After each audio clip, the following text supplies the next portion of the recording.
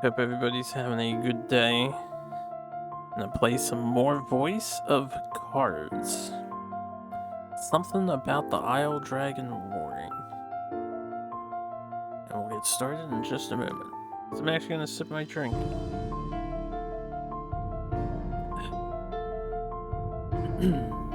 I'll be honest, this is a pretty lucky stream. Because I was napping, and I was ready to turn the nap into a full-on sleep. But when I got up, I was hungry, so I had to cook some food. And then I said, fuck it. I am tired though, so I'll probably still, again, keep this on the shorter end of the spectrum for me. I'm seriously debating temporarily swapping to like afternoon streams or something, or morning streams, because I am just so tired at this hour. I was so tired at this hour.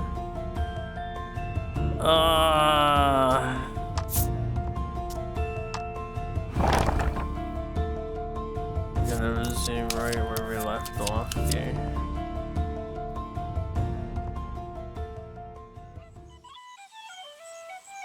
Yes, we just made it to the next area. We're in chapter 3 now. So, may as well get exploring. That was fast.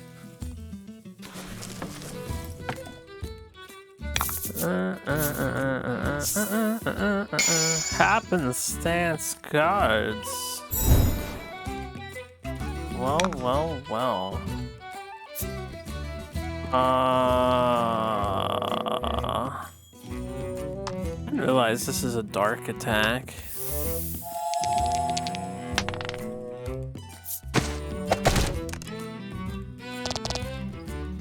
Okay, it was this dark. But yeah, I should have just did thunder.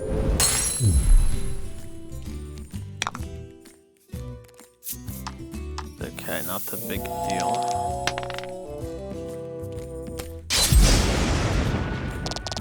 We're just gonna have a nice peaceful day playing Voice of the Cards. I am still working on translating as much as I can for the next Super Nintendo game. I was wondering if he gained XP while not in the party. Looks like he does. I am going straight down. Whoops. Damn it, man. Hitting diagonal on D-pad, apparently an impossible task. And fight. And point.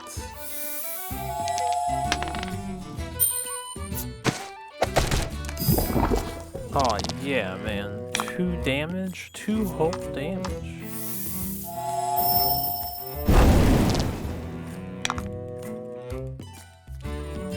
I'm gonna do like no damage. I should just heal the... what's her name? Melanie.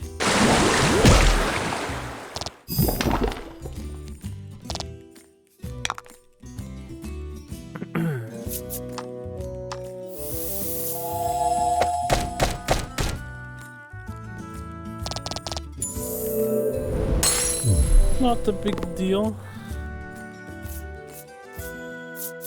Something we can do moving forward soon. In the Spear Elixir.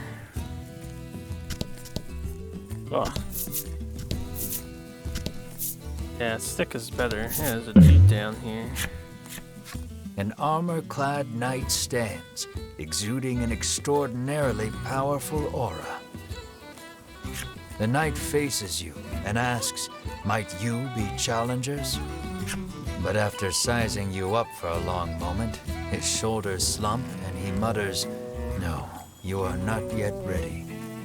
Grow strong, young ones, he says, then returns to standing in silence. I'm gonna come back and kick your It fucking appears ass. he awaits a stalwart warrior to challenge him. Are you sure you don't want to fight right now? guy.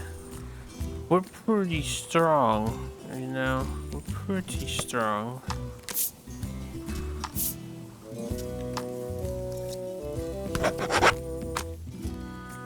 You really think you can 3v1? How tough could you possibly be? Damn it. I am not the stalwart warrior. Something comes rocketing down from the mountaintop, there and gone in a flash. What was that? Honestly, it just looked like the main character card. It came rocketing down the mountain. A person. The thing that you saw tumbling down the slope was definitely a person. Oh, look at that. That's when your keen nose catches the scent of coin on the breeze, and you take off running in the fallen person's direction. The young man tells you he slipped and fell while he was climbing.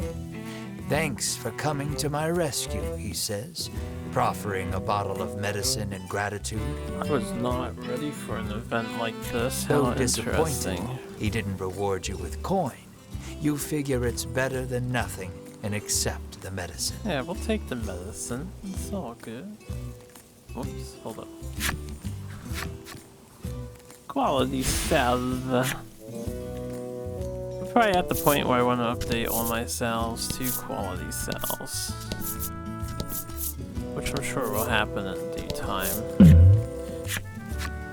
A bizarre rock appeared. It seems primed to explode.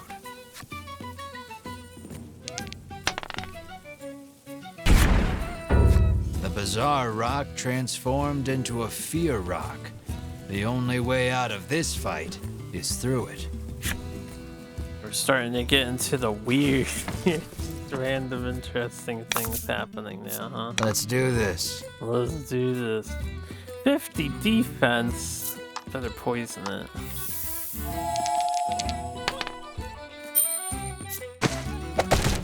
I only have one status ailment at a time, right? So I don't want to freeze.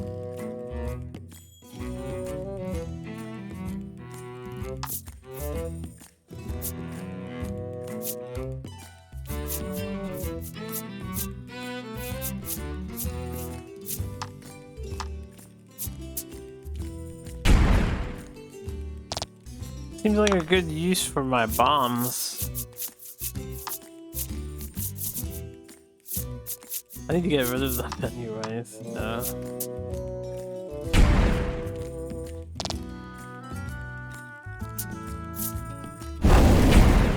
Ow.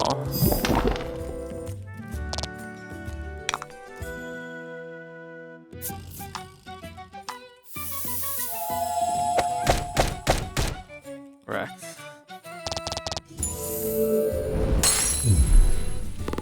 Let's start. Oh yeah, he's gonna heal over time. He was the best target to get hit by that. As bombs are actually a flat 5 damage. You come across two men sitting on a rock. They take no notice of you or the party, but you can hear their fervent discussion.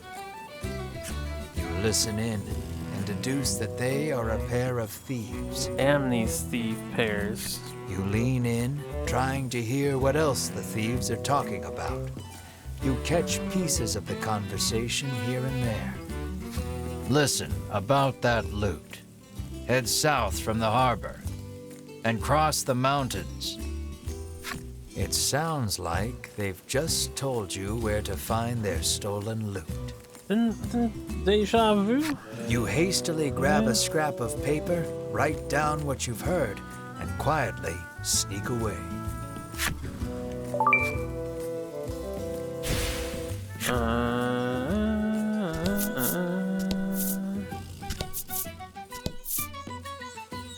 Barren Harbor.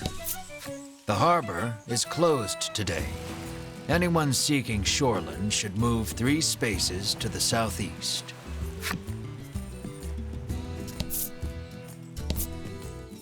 Well, they said south of the harbor. Look, you two, it's the sea, Ridis exclaims, frolicking in glee. You, on the other hand, trudge along as far as you can from the coast, ignoring the hair sticking to your forehead.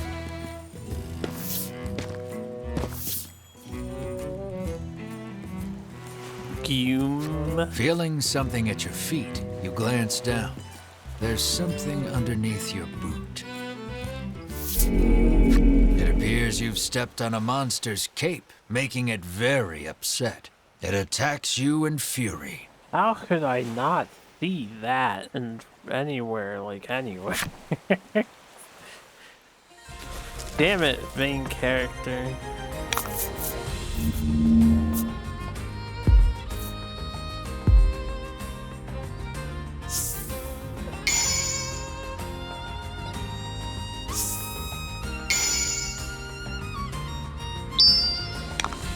Can't miss this fan. That doesn't really change a whole lot, right?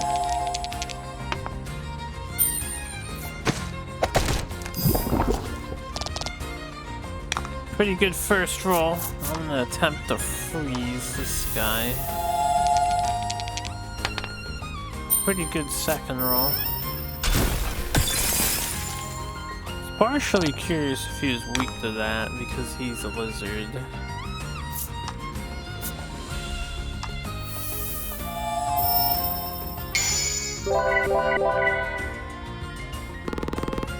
Critical heal. Holy shit.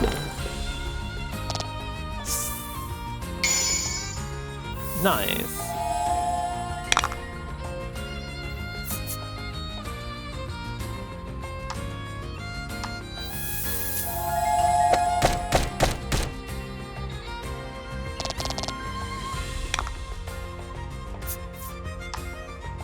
Try wind. I'm guessing lightning if he's like a dragon now.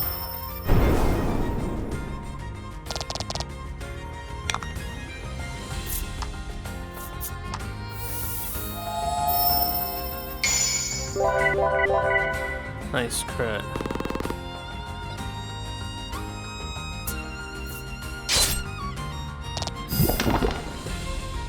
Now we're getting into a challenging battle here.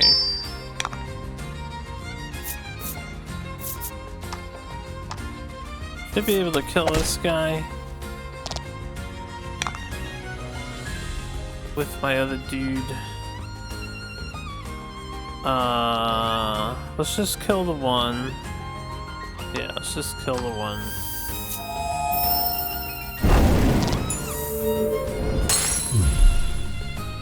Gotta be lightning. I should have poisoned the other one. Okay, someone healing duty here. We need better here, but healing a spell. Oh, this dude's in trouble now. I'm just gonna try to freeze him.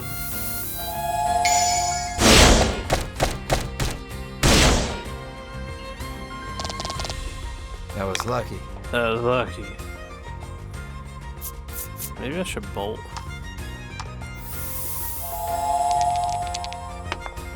Damn it. Still don't understand how that fails so often when you're rolling a fucking beat. Like 12 or whatever. My lady.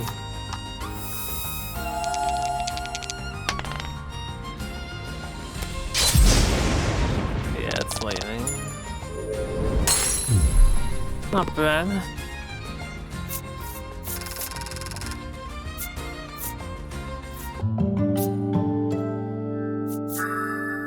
Spinning ray, light damage to all enemies.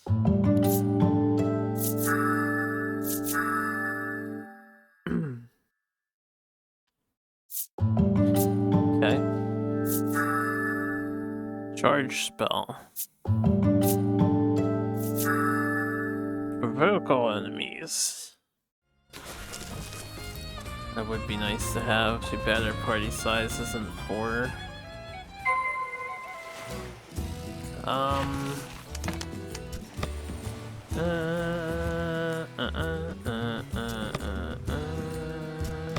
its skills. Ready, aim, flyer. Add 10 to own attack for 2 turns, which means it's only for your next attack. Probably only for 1 turn. Well, I guess it depends on when the counter starts. What was her passive? Because I didn't really catch that. Healer in charge, but I don't think I want charge. I'm not really making use of Thunderstorm, but I don't think I need charge yet, at least.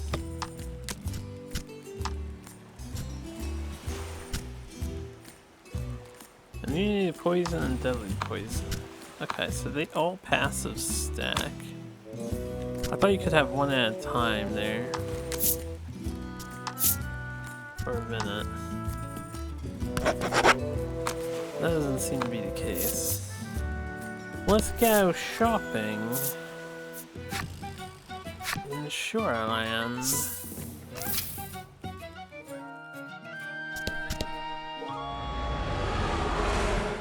You hear a roar in the distance. According to the townsfolk, it is a very recent phenomenon. Have we spoken to the townsfolk yet? Rumor in the village has it that it might be the dragon. Doubt. Carriage. You set foot inside the inn only to be greeted with the great clanging of a bell. Congratulations, the innkeeper shouts above the joyous din. It would appear you and your companions are this inn's 10,000th customers. That means you've won the lifetime of free stays pass. But the inns are always free. I guess the sun makes it feel extra special. The party leaves the inn feeling rested. Could you imagine if hotels in real life had that kind of a deal? Like, I don't care who wins that. It would just be a nice thing, right? Like, oh, you're 10,000 person to stay, you get a lifetime of free stays. But you still gotta pay for food and services. The man says the fishing industry is usually thriving in their seaside town, but recently nets have been coming up empty. This man right here is slaying the pussy, no doubt. He mentions that even the fishing harbor to the northwest has been suffering from poor hauls of late. Or slaying some gentlemen, you know, whatever he prefers. Muscle Man's flip side. I will definitely need to check out his flip side. Is there a benefit to walking on these tiles? No? I was curious. I like the sound effects though. I can feel the dragon's presence. I must inform Lady Winifred, the knight mutters. You feel impatient, determined not to let the order beat you to it. Man, we're gonna become best friends with this dragon.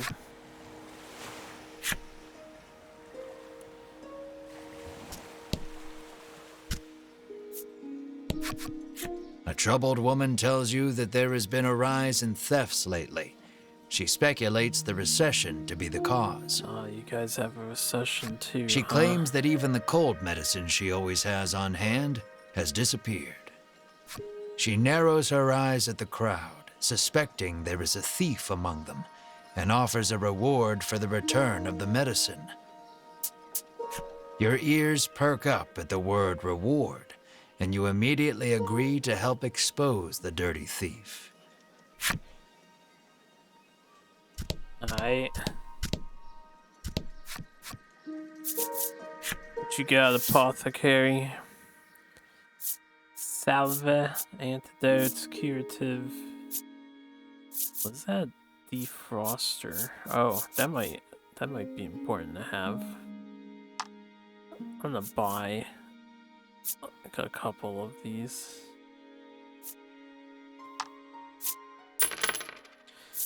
This ice sucks. As usual in RPGs, ice is very strong. Add 5 to target's attack for 3 turns.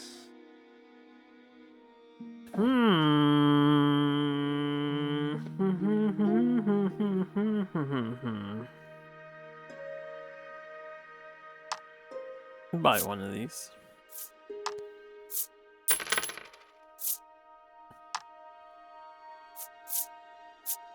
I feel like I need more money.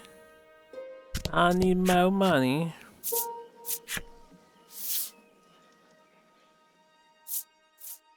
And oil pot, all those things. Okay.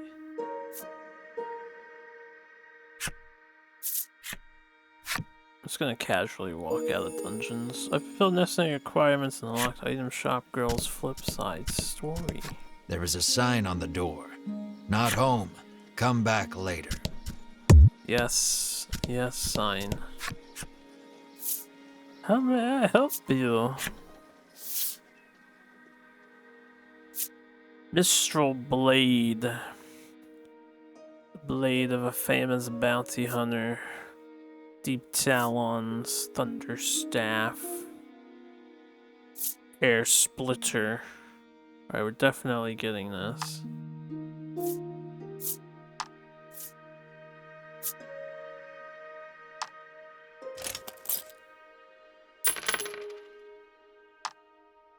And we're definitely buying a Thunder Staff.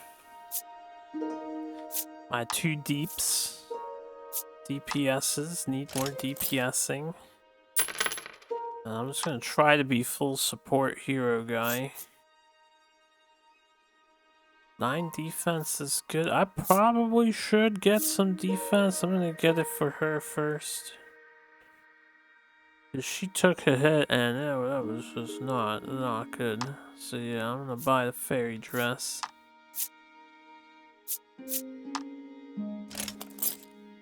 For Melanie.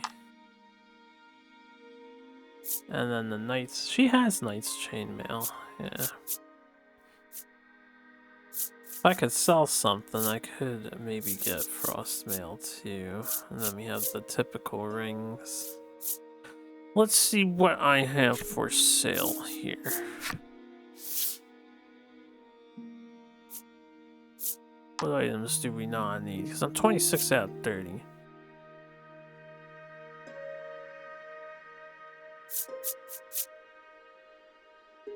I feel like I'm never going to utilize this.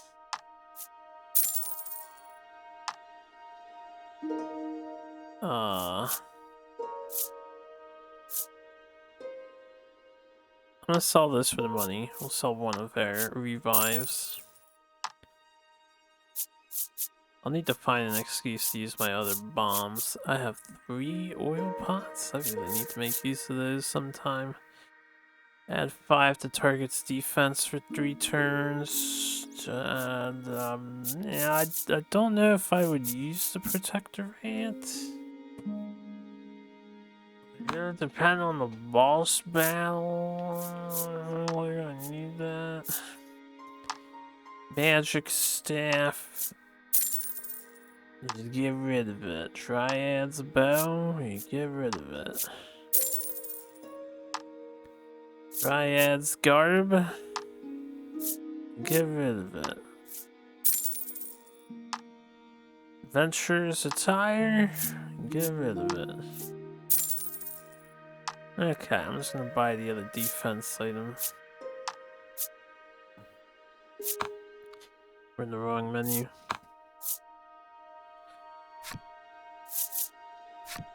That's not all.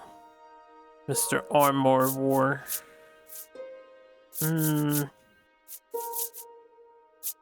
more defense or 5 more attack? Changed my mind. We're gonna buy the sword. Because damage is damage.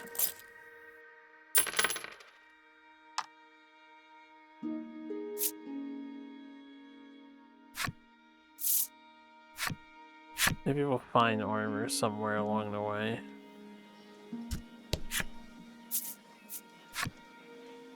Make sure I save once we're out of here.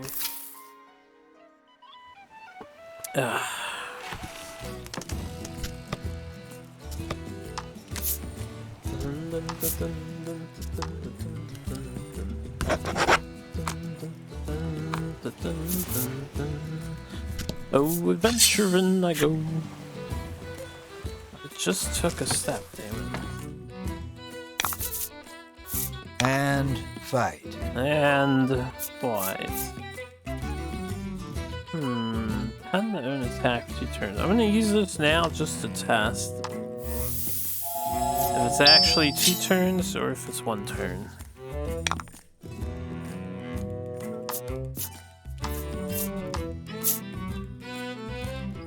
Welcome back.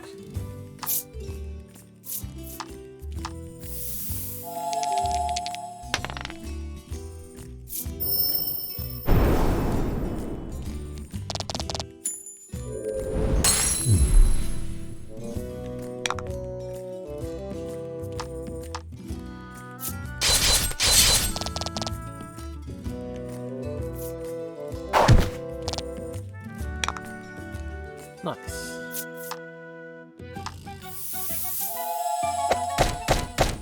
Oh my god, the wombo combo. I wonder if her buff stacks with the item. Invigorate. That was a fight for the ages. First chest, defroster. Do I need 3 though?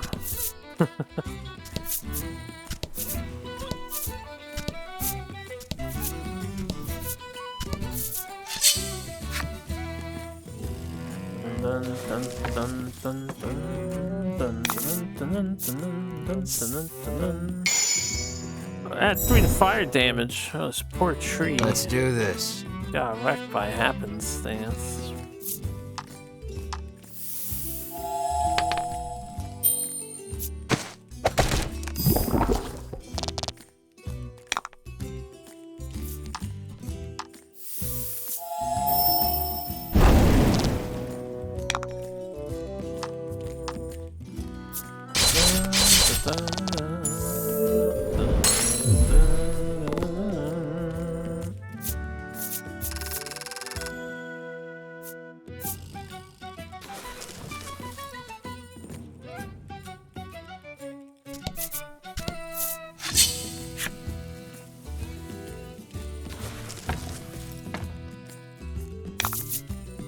And if we're gonna find anything more dangerous, then isn't that the old troll guy? And a quick shot.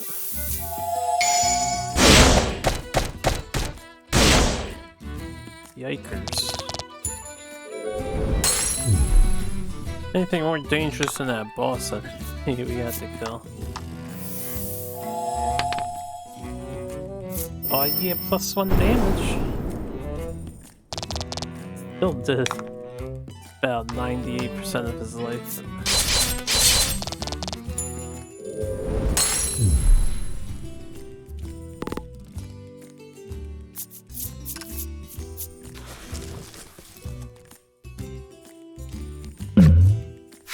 Event. You pick up a scrap of paper dropped by some manner of monster. It has a message scrawled on it in crude lettering. Treasure stolen. Peninsula Harbor. See the sea. Where see the sea. What is that?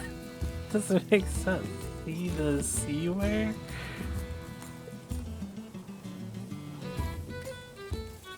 Clearly, whoever dropped this message did not want to forget where the stolen treasure is hidden. You stash the scrap of paper in your pack and resolve to keep an eye out for the treasure on your travels. Like, why would the monsters leave a memo about where stolen treasure is and not just take it?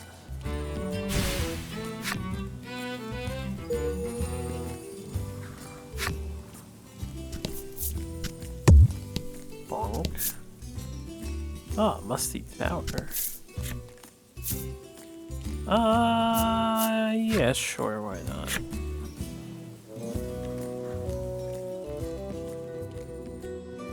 Side dungeon, perhaps, maybe?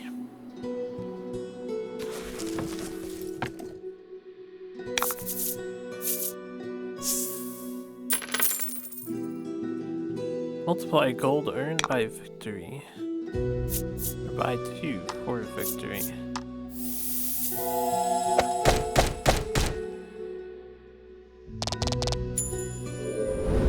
I have no idea what that thing is, but it's dying. It's dying, it's dead, it's dead, it's dying, it's dead, it's gone, it's dead.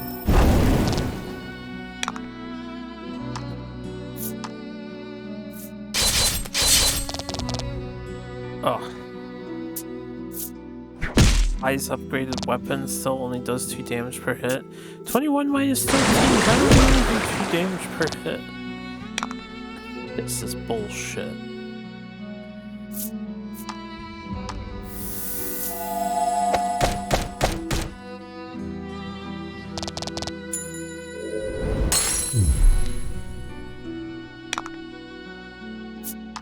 I might get rid of Thunderstorm just because I never make use of Thunderstorm.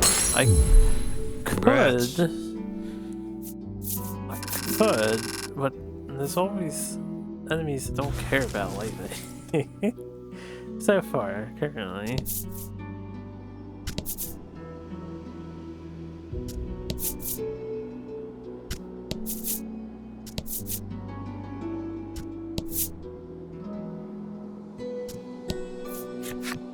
It appears this sturdy door has a magic seal on it. Unfortunately, it is out of her realm of expertise. What good are you?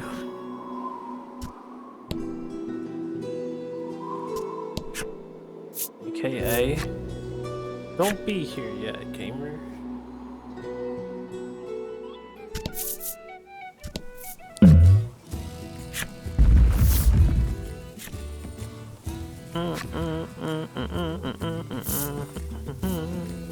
Your friends insist it was probably just a rock, but you're convinced it was a monster, and you can prove it. Was it a rock? The rock adroitly avoids crashing into anything as it falls. Only monsters can move like that.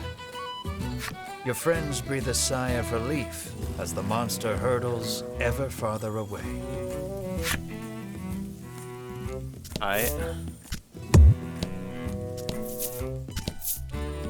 Like a Geodude, he's just doing rollout. 1,200 bucks. Go back and buy the armor for a guy.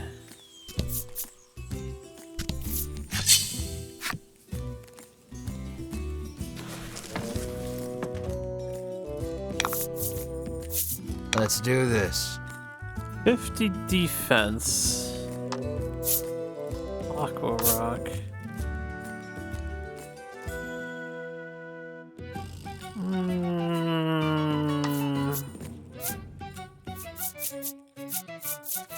I'm gonna use lightning on it and see if that bypasses the defense for obvious reasons. In fact, we can use AoE lightning here and try that out. Although it's not the best idea.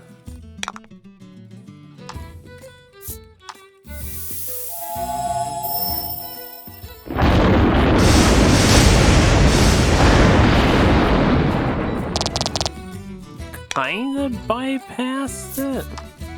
Kinda.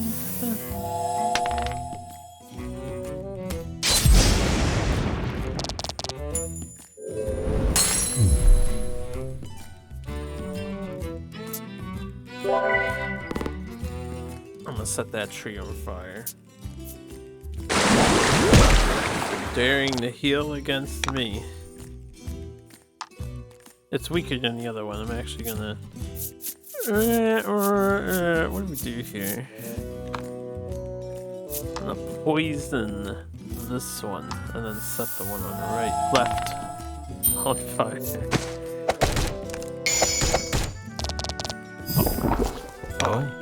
Oh. Got lucky again. Oh.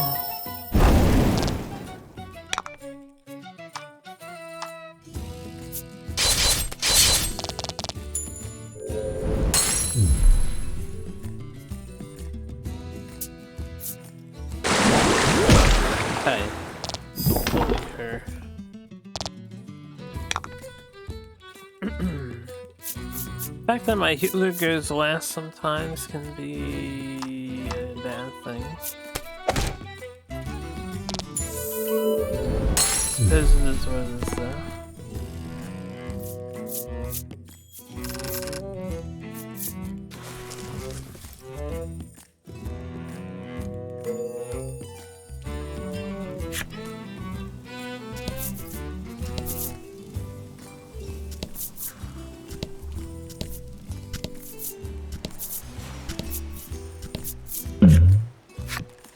Lying in the dirt, you find an old telescope. You pick it up and angle it toward the coastline. And a lot of people loiter their old telescopes. Peering here. through the lens, you see something in the distance, but you can't tell exactly what. That's a big fish. All you know is there's something up ahead. You should be able to tell for certain what it is if you get closer. I don't know what the difference between like Your interest peaked. or You drop the telescope and race your friends over to what you saw. not running, and I just wanted to try running, but we heard the correcting, so A huge fish has washed up onto the shore. Your friends' stomachs growl at the sight of it. You're not one to pass up free food, so you decide to grill it up. nice. Delicious fishes.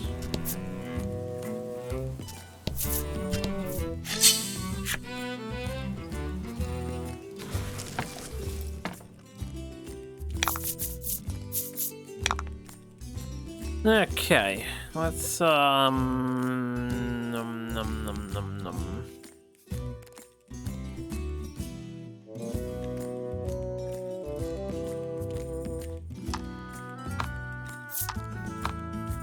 I'm not gonna do AoE lightning this time around.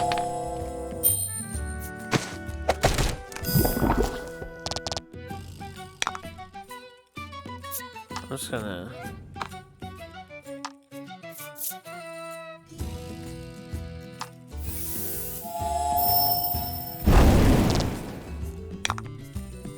kill the one on the right.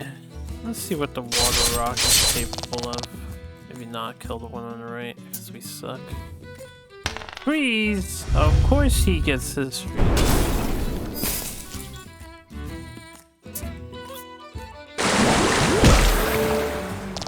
Ow.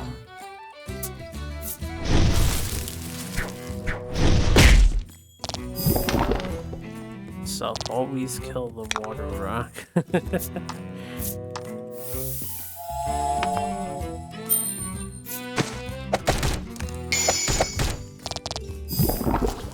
Nice work. Yeah, that's like a double critical.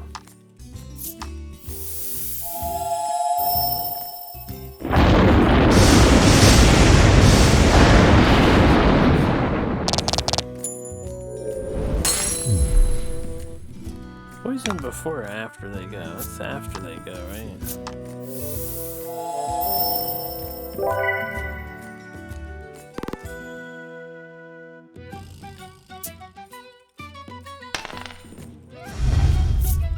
Cheats.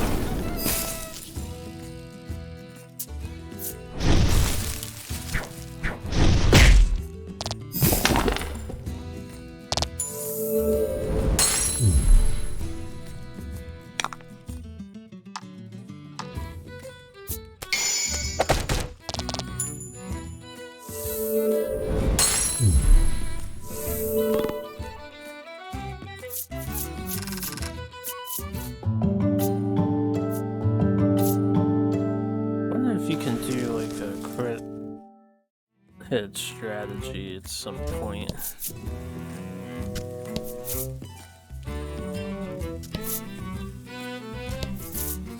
I'm gonna recover in the inn.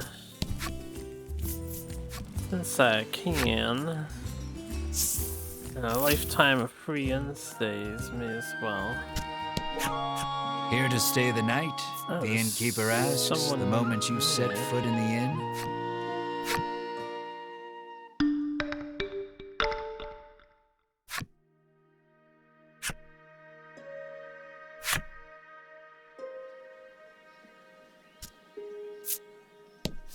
Or did I just You miss approach a them woman last time? sneaking around in a corner of town. Hearing your voice, she turns in surprise. You see a vial of cold medicine clutched in her hands. You explain that the person she stole it from needs it back. The woman begins to explain her own situation with downcast eyes. My poor little boy is bedridden, she says tearfully. He needs medicine, but I don't have any money, so I took it.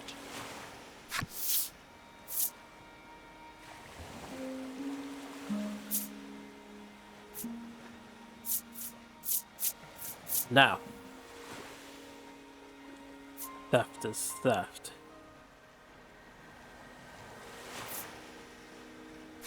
No matter the reason, theft is wrong. You ignore her excuses and take the medicine from her. You just give her medicine. You want some I'm money? sorry. I'm so sorry, my boy, she whispers, her voice breaking with tears as she totters away. You feel bad for her and her child, but know you must return the medicine to its rightful owner. Now to receive your reward. Let me just pay her. God damn it. Could never have the best of both worlds. Was it her? The woman thanks you for returning the medicine and bestows you with a reward. Card number 6. I seem to have missed card number 5. Unsure if you made the right choice, you return to your journey with a heavy heart. Probably would have earned that either way.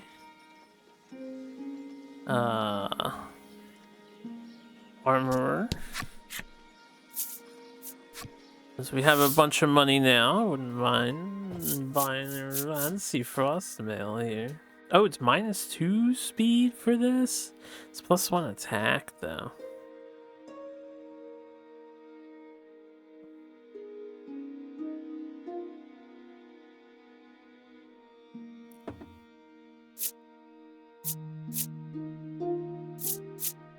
-2 speed. Which apparently is only registering as -1 speed.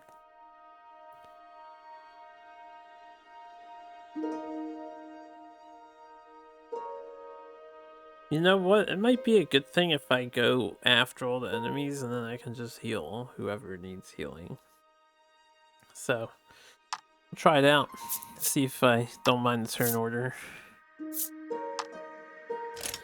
I suppose I can equip a +2 speed ring or something. Will that be all? No, you can have my old armor. Until I start seeing equipment that has bonus passive effects. I don't see a reason to hold on to anything.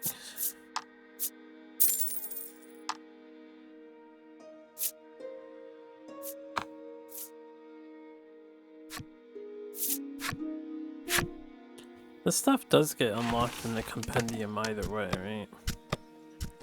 I'll have to, like, keep it. Yeah, I'll have to keep it. I'll look at the character datas later. Let us leave the area. Come back down here.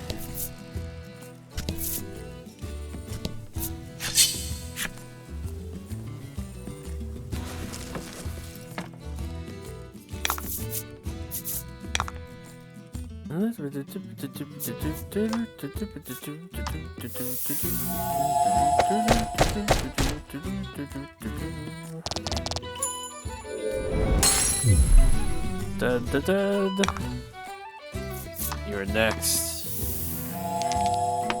Don't you know?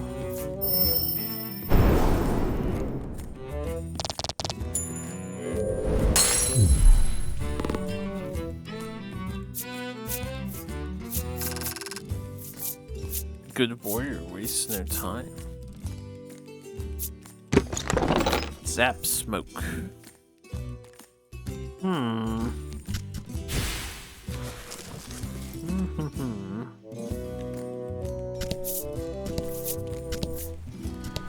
I haven't stumbled upon the treasure chest yet. Ring of Protection. Might just sell that.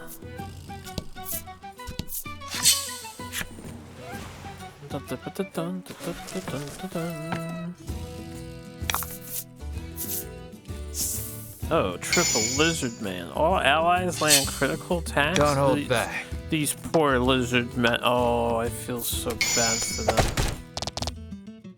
They're about to get thunderstormed into oblivion.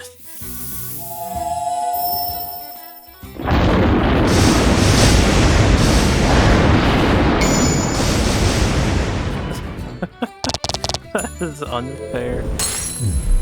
They didn't deserve to die so cruelly. What kind of happenstance is that? Not that I mind. Grow more powerful. Bum bum bum bum ba ba da bum ba dum.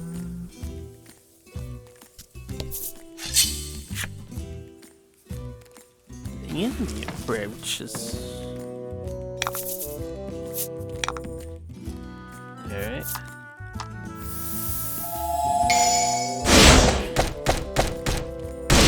Girl? Critton? She's like, oh yeah, the happenstance card is still in effect. Real release?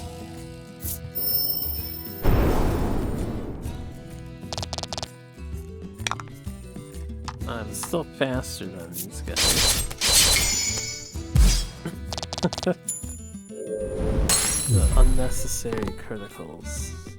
Our crit rate does seem like it seems really high in this game. Not complaining. We crit all the time. All the time. Almost all the time.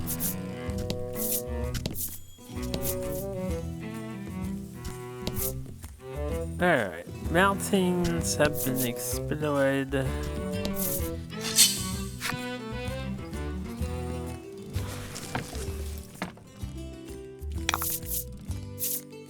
Somewhere south of the harbor is supposed to be this goddamn treasure chest, but I couldn't find it. I wonder if I can kill him. 30 damage. If I crit, I would, but without a crit, I'm probably better off just doing this against him.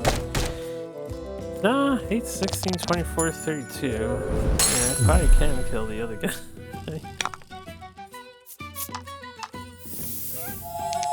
Oh, this is fine as well.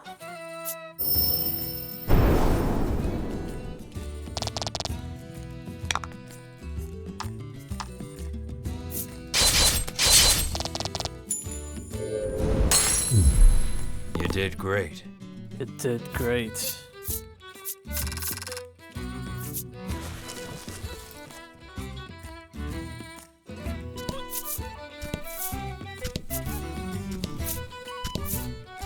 The game says we can only have one buff at a time, right? I don't know if I can stack the item attack increase of +5 on top of her self buff of +10. I'm guessing that I cannot. That monster stands no chance. No chance.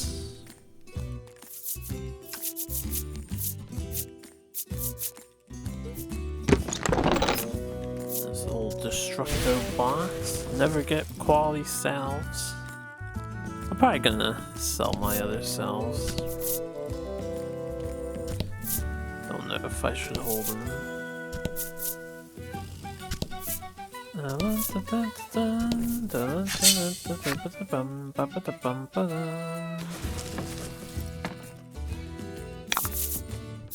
Let's do this. Let's do this.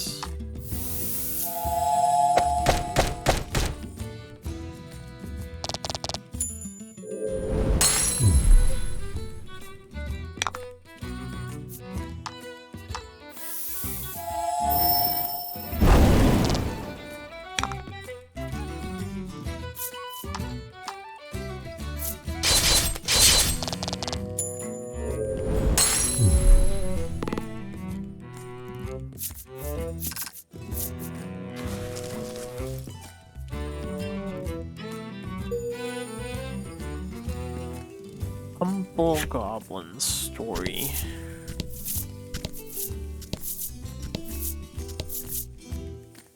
Unionville. Surprised it wasn't a boss fight over here. There's always a boss fight in front of the town. You see something approaching from up ahead. A monster, Melanie shouts, readying for battle. God damn it, Melanie. Calm your titties. Mr. Flobby, get back here. It's dangerous out there, a young girl chides, taking the creature back to the village. Mr. Flobby looks adorable. It seems you've finally arrived at Unionville, a village where humans and monsters live together in peace. What a weird place, remarks Ridis lightheartedly. I like it. A little card scratch almost sounded like she did the Japanese thing.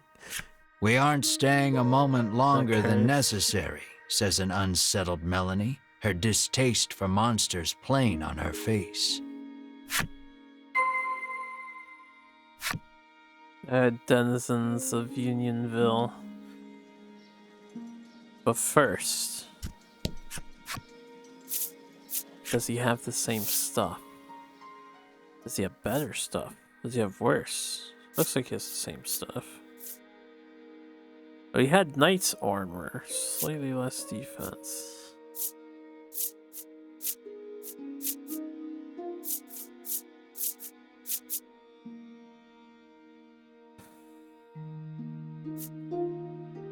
I'm wondering if in the future I'm gonna wanna like have a ring to tech against an element for everybody.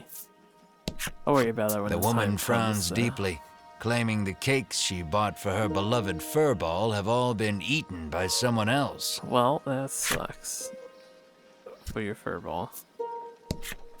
A quiet furball sits with crumbs around its mouth. This thing is actually called a furball. The child says his monster friend left the village suddenly to go back home. He claims the headman told him that he could go home when he grew up too. The little orc child pouts, but I don't know where my home is. You know, we kill a bunch of you by the droves outside of the town. You ask the old man if he knows anything about the dragon. No, sir, he answers. All I know is that it brings more trouble to this already troubled world. But our headman is a wise and worldly man. He might know something, he remarks, pointing at a house not far away. We'll go to the Elder's house after everybody. The little goblin sulks as he gazes upon the withering flowers he tried so desperately to take care of. He looks at you with tears in his eyes, silently begging you for help.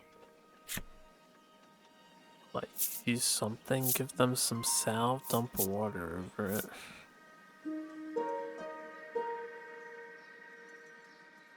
Would salve matter? You pour the salve onto the flowers, and they stand up tall. The goblin cries out in happiness and thanks you for your help. He then holds something out to you.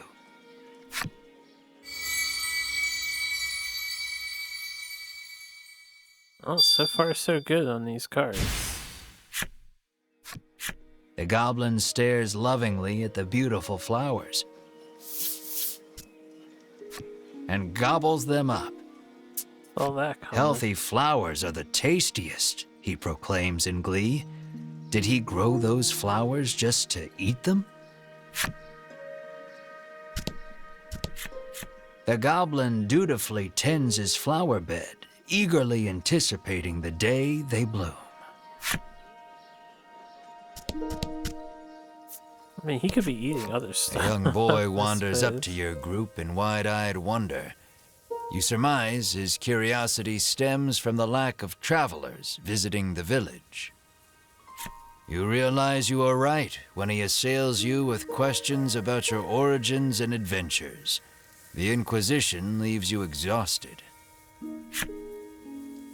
Damn boy. Oh, his flip side story's gotta be dark. I wonder what the deal is with these tiles. Sure, we'll find out later. However does your mouth become so filthy, Mr. Flobby? Sighs the girl as she wipes the slime clean. Clearly embarrassed, Mr. Flobby murmurs, "That's not my mouth." He can talk? The little orc child is engrossed in a fairy tale. The title reads, "The Legend of the Dragon."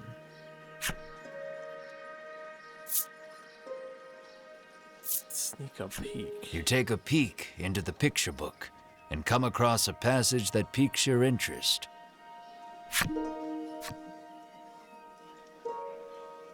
To where, you wonder, then recall that this is merely a fairy tale. Hey man.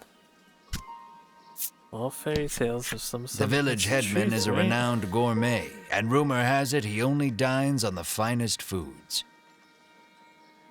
The man says he wishes he too could have such a lavish meal just once in his life, his deep desire for delicacies only growing with time.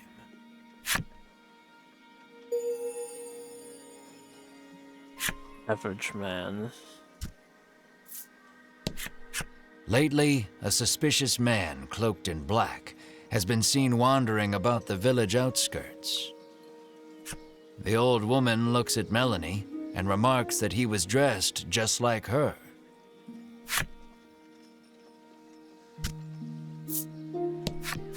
"Wow, a new friend, and so big, too," the furball exclaims in glee as it rushes over to Mar. Mar stares off into the distance as the furball snuggles up to his leg. For some reason, Ridis joins in on the cuddling. For some reason.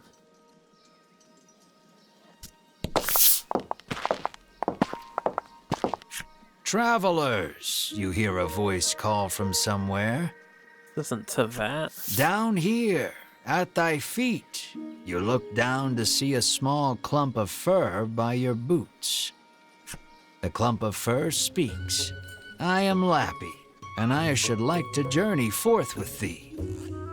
Lappy the furball looks at you with amiable expectations.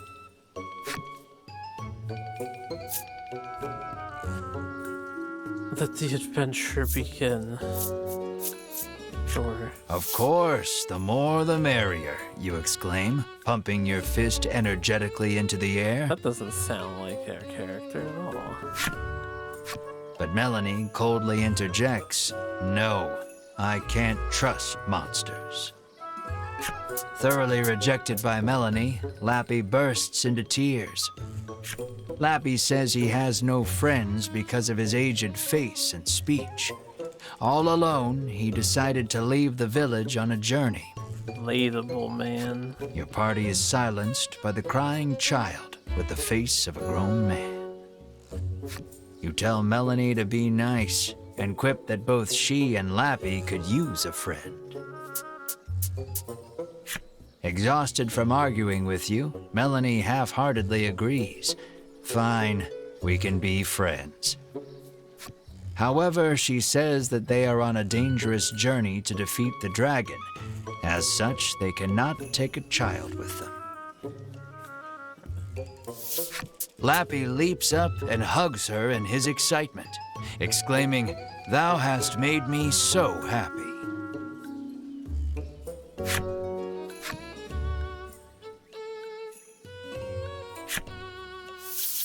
"Till next time," Melanie says, peeling Lappy off of her and placing him on the ground. Though she thought all monsters to be evil, Melanie feels that the ones here are different. Finally, a friend. That wasn't a strange exchange.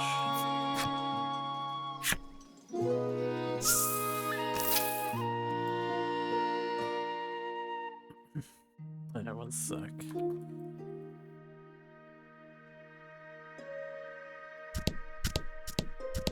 Fancy house. Red carpet. You bow, but before you can speak, the man suddenly introduces himself as the village headman. He laughs, then shamelessly praises his own village as being wondrous and peaceful. "And who are you?" he asks. We're the heroes who are going to take the dragon down. After explaining that you are on a quest to defeat the dragon, the headman invites you to rest your feet a bit in his village.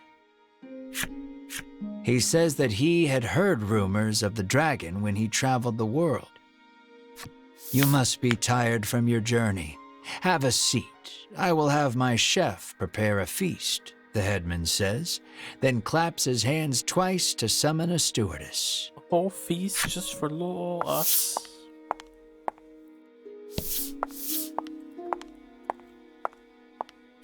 Extravagant dishes that you have never seen before are placed on the table before you, each one looking more delicious than the last. "You're drooling," Melanie scowls. You hadn't even noticed. You wipe your mouth with your sleeve, then gasp as you turn to Mar. Perhaps in an attempt to hold himself back, Mar is gnawing on the table corner. There, we'll eat soon," you reassure Mar while gently stroking his head. Hey, he didn't have to hold himself back in front of a feast in the forest village. The doors fly open in the next instant, and a girl runs in.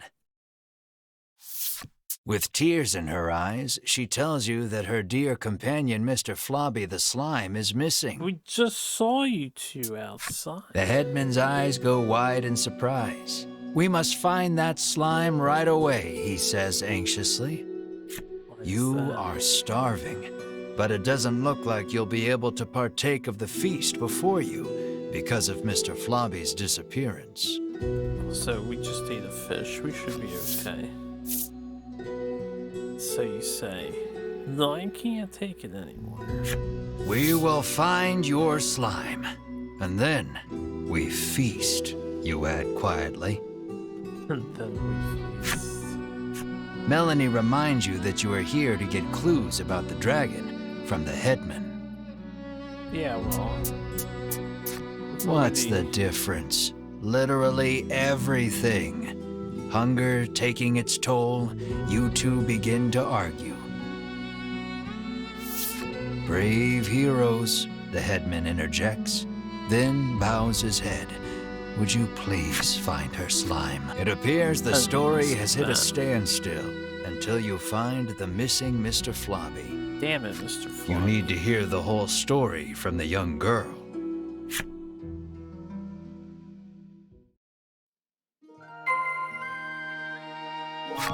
Mr. Flobby's friend, not even his owner or caretaker, it's his friend. The girl sobs, wailing about the missing Mr. Flobby. Melanie places her hand atop the girl's head and promises that your party will find her companion. Don't make promises you can't keep, Melanie. The girl then hands something to Melanie. It looks like the muddy handkerchief she used to wipe Mr. Flobby. That's disgusting. She asks Melanie to wipe Mr. Flobby with it after you find him. The girl claims to have searched the village but cannot find her friend anywhere. Regardless, looking aimlessly outside the village would be a waste of time. You decide to collect more information in the village. In the village, not the village. Hey, you doggy. Melanie's friend Lappy is here. Lappy cuddles up to Melanie. Despite her hatred of monsters, Melanie doesn't seem to mind. Thanks for the useful info, Lappy. Damn it, young boy. Why are you doing this? Useless. How about you, flower goblin? Useless. How about you, old man? It seems like the girl who left the headman's house ran away in tears. The elderly man says she cannot have gone far. Me. Okay, well, we've ascertained her whereabouts already. I feel like the monsters won't help me too much.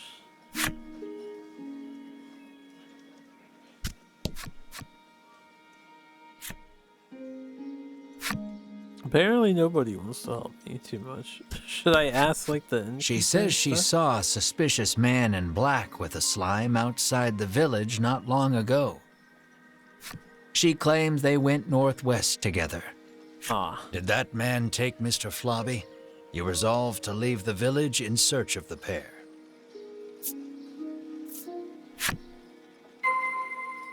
Northwest of Unionville.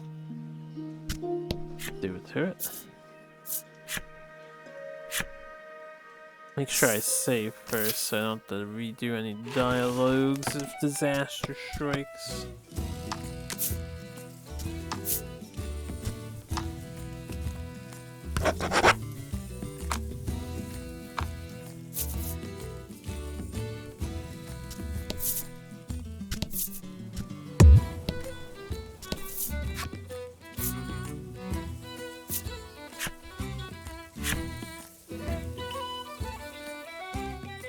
Though a torch is not strictly necessary, it would certainly help you find your way through the dimly lit shrine.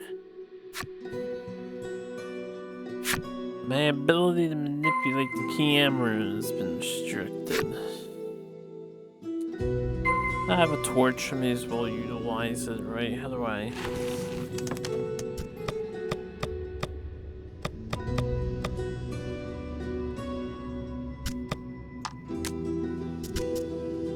Do I not have a torch? Do. I want to inspect. I want to discard.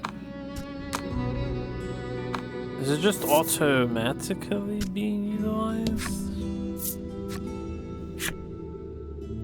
Is there a button I'm forgetting?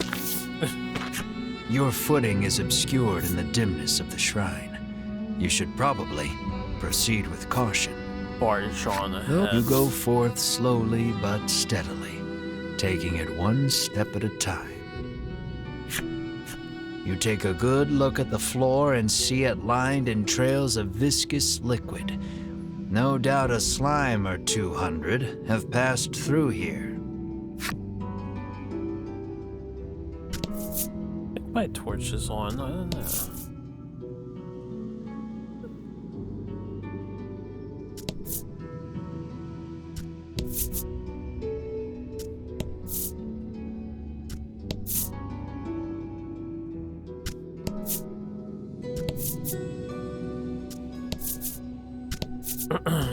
God bless you. It looks like poor Mr. Flobby is being held captive by the mystery man. Hand over that slime, you shout to the man in the dark. You speak as if I kidnapped him, he remarks, curtly turning to face you. When your eyes finally adjust to the surrounding darkness, you realize the man's clothes look eerily similar to Melanie's. Melanie's mouth falls open in surprise. It seems the man has noticed Melanie as well. It looks like the two know each other.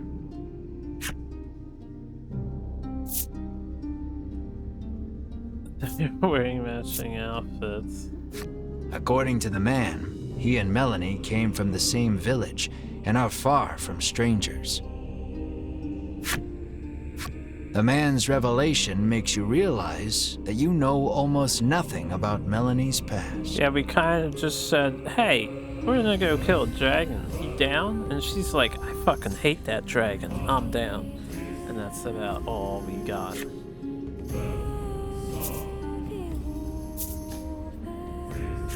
You ask her if he is a childhood friend, but she holds her tongue. Then the man speaks. With forbidden magic, our clan has ensured the dragon, he begins, when Melanie cuts in. She rattles on about the man, telling you that he is Vince, a lunatic obsessed with the dragon. Like you. Vince resentfully claims that he is searching for the noble dragon to protect it. You ran away from home with your tail between your legs, he ridicules. Enraged, Melanie lunges at Vince. You have so many questions, but realize that the most pressing matter is getting Mr. Flobby back. So you ready for battle? It's fighting time. Careful, he won't go down easy. Are you sure about that? He's just a wizard. How bad could it be?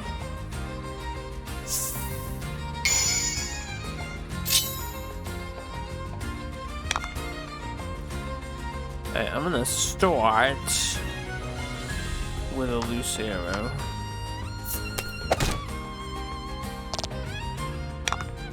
Honestly, I probably could have just O-coded his ass. I was gonna try to freeze him and then set up on the next turn so I wanted 2 gems. So I could do that. We did get the freeze, which is kind of nice. Oh, he was just being frozen. Never mind. And I'm gonna...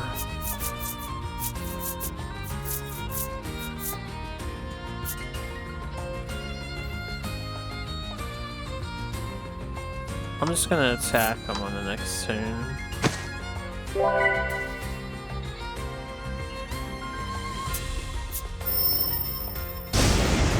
Yo, he's got Thunderbolt. That's my trick. Oh, you're fucked.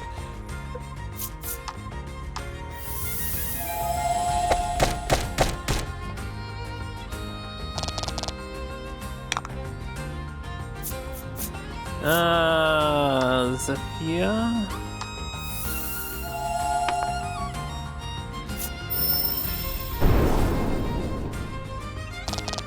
Pretty good damage. During the fight, Vince asks, "Do you know the truth about that village?" The headman may look like a nice old man, but he keeps those little monsters around to... he begins, but before he can finish... Winifred, Hedwyn, and Berwyn of the Ivory Order appear. The three brush you aside, fixing their attention on Vince. "So you are the one who disturbs the peace," they exclaim, then charge at him. The Ivory Order and that false justice they serve are the true evil here, he retaliates, fighting back.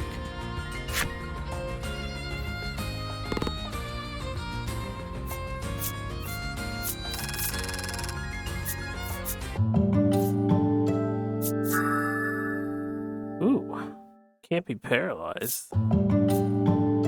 It just rendered an entire status effect meaningless to us. Deal bolt damage and inflict paralysis if rolls 4 or greater. Sheesh. I'm gonna get charged on Melanie. I think we don't want Thunderstorm. We have lightning on the other two. Seeing the two parties occupied with each other, you realize this is your chance to grab Mr. Flobby. Save Mr. Flobby. Hold up. Customization is needed here. This is another 2 mana move. Everything she does is 2 and 1 mana. That's probably fine. It's not ideal, but we're gonna swap to her having charge, which can make up for that. But we have a little more setup happening. Save.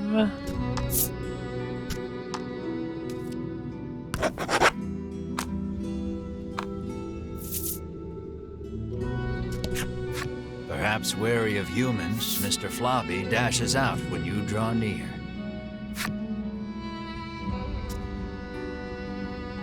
But Mr. Floppy... Wait a minute. Vince is on equal footing with the three from the Order. You realize then that he wasn't fighting in earnest against you earlier. Oh, I see. Engrossed in their battle, the combatants pay you no mind.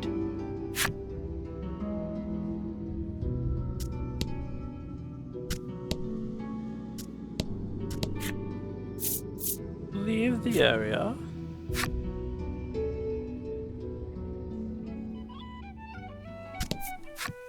When you reach out to grab Mr. Flobby, he suddenly attacks.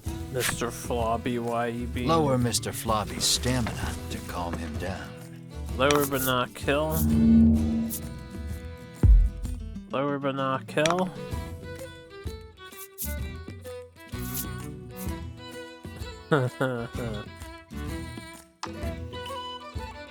He's immune to poison, right?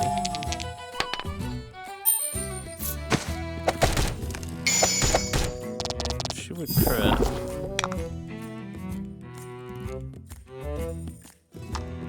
I'm just gonna let the poison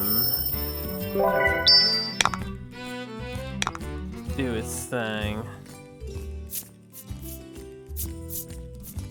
Can I cure the enemy? I mean, we might just have to beat him entirely, but I'm not sure on the path. Let's just make absolutely certain. Oh, we got the max roll. Okay, we probably just have to kill him. We may as well overkill. There's Shockwave.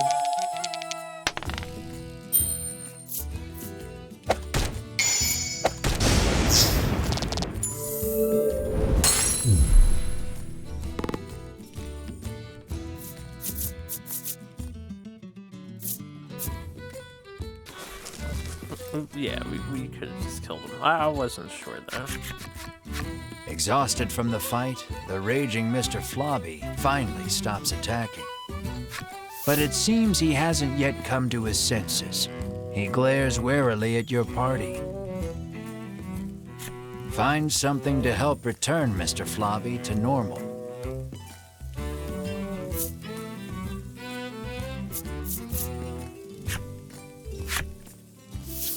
You wipe Mr. Flobby's mouth with the handkerchief you received from the girl. Isn't that his ass? Then you hear a quiet voice speak. "That's not my mouth," Mr. Flobby murmurs bashfully. It looks like the girl's familiar scent on the handkerchief returned him to normal. Having regained his senses, Mr. Flobby heads back to the village. You place the increasingly sticky handkerchief in your bag. How would we do that?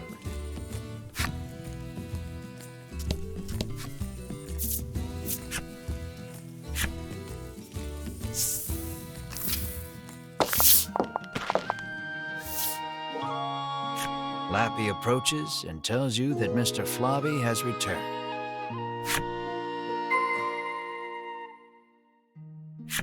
Lappy, we walked with him into the fucking city. Of course he's returned. The girl is ecstatic that Mr. Flobby is finally back home. Welcome back. "I'm happy for you," Melanie says with a smile as she returns the handkerchief. The girl bows her head and thanks you deeply. Mr. Flobby looks as slimy as ever. You just hope it's a happy slime. The headman wants us to bring Mr. Flobby to him. Would you mind, you ask? Of course not, but bring him back soon, she answers with a bright smile.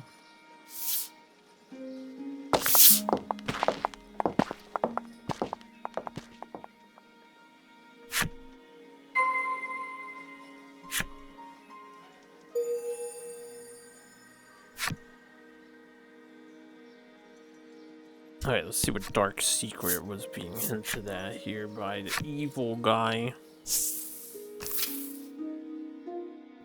I suppose the guy with an agenda.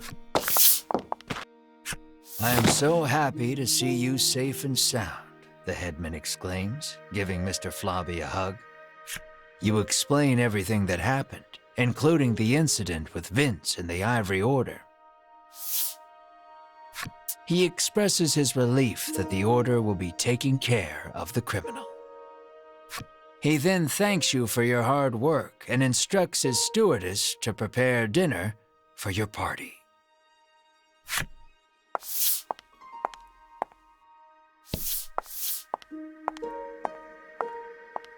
You can feel your collective mouths watering at the sight of the lavish meal before you. You, Mar, and Ridis immediately dig in. You aren't sure where you find a moment to breathe among all the feasting. Please, eat to your heart's content, the headman insists with a smile. Once your belly is full, you realize that Mr. Flobby is gone. And then... Room for dessert? The headman asks, offering you a plate of slimy jelly. You feel your stomach churning at the very sight of it. How dark. Yo, what up? The color strikes you as familiar, and the stickiness sends a shiver down your spine. Could it be? Less thinking, more eating. Is this Mr. Flobby? You ask the headman, your voice trembling in disbelief. The headman looks at you with a plain expression, one that holds no malice. Is that a problem? He questions back. This dish is a masterpiece, he remarks with a light-hearted chuckle as he gazes at the jelly. And I have you brave heroes to thank for it. Had you not brought that slime back, we would not be able to enjoy this exquisite dessert.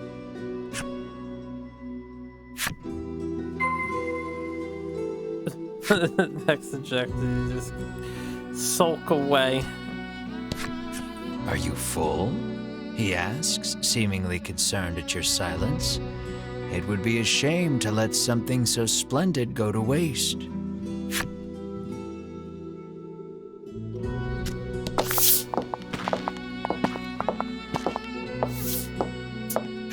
You move to leave, but the headman stops you. I try to get my meat while it's still young and tender, but at least your pet is very plump, he remarks, licking his lips. He points at Mar and asks, would you consider leaving that creature here with me? Never? How much you offer? Never, you refuse flatly, not bothering to hide your discomfort. Think about it, he entreats. And then... You grab the headman by his lapels, hands trembling in fury.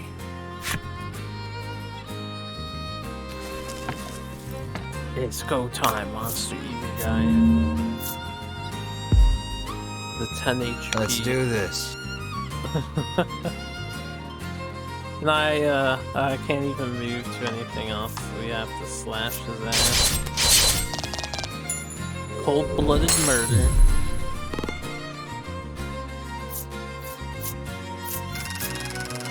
Oh, damn. Only locked him unconscious. That could have ended much more interestingly. You pummel the headman with all your might. Curled up on the ground, the headman groans in pain, but insists that monsters were meant to be eaten. You hug Mar tightly, reassuring him that you will not hand him over to anyone. Mar looks at you with his round eyes and mews softly. You meet eyes with the rest of your party and reach a tacit agreement. Together, you all stand and leave. We're outie. Hold up now. Can I talk to him? His consciousness fading, the headman asks, "What did I do?" What I do? Nothing else? Okay, just being thorough.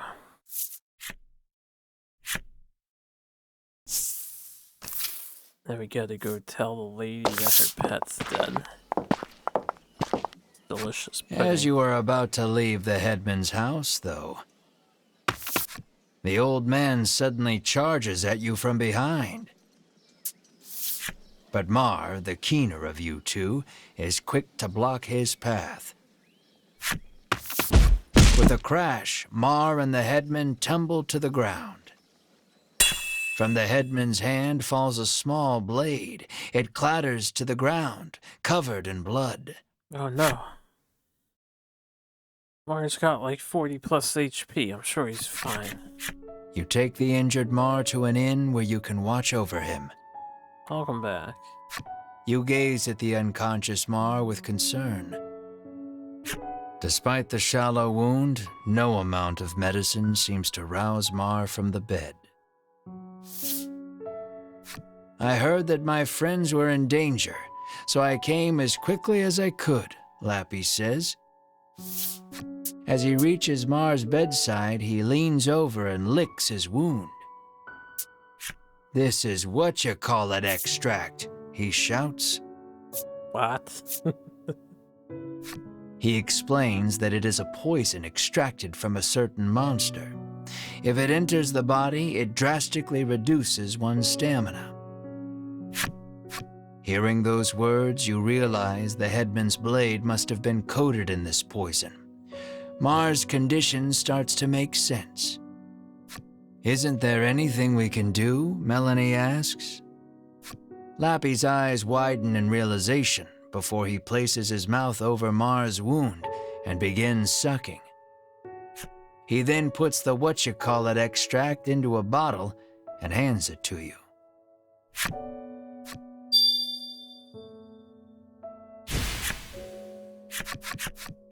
Lappy says that if you follow the road south of the village, you will reach Shoreland.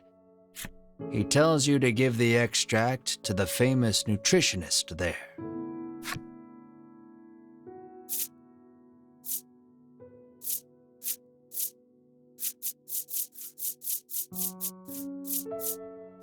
You try asking Lappy to go in your stead. Since you already know the particulars, why don't you go? I would love to go, but alas, I am a monster, and still a child, he answers. Thus venturing to other towns would be perilous. You raise an eyebrow, recalling someone who had said they were ready to leave the village on a journey.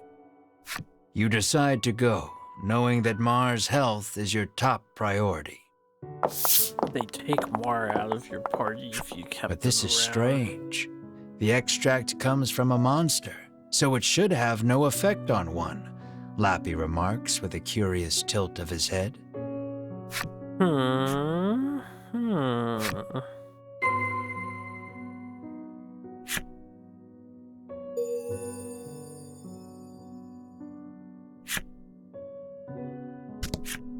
He urges you to hurry on to Shoreland and find the nutritionist. To Shoreland. I thought a beast of that size would eat us out of house and home, she remarks, no doubt talking about Mar.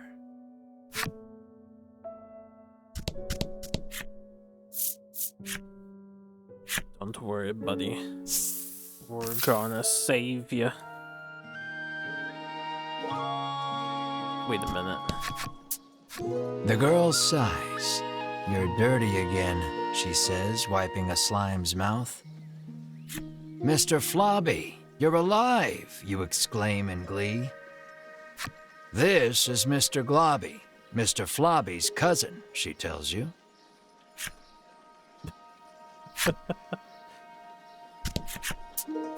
The girl sighs.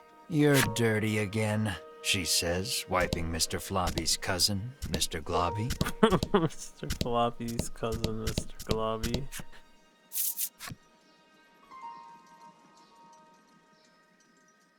I like how none of us have informed her.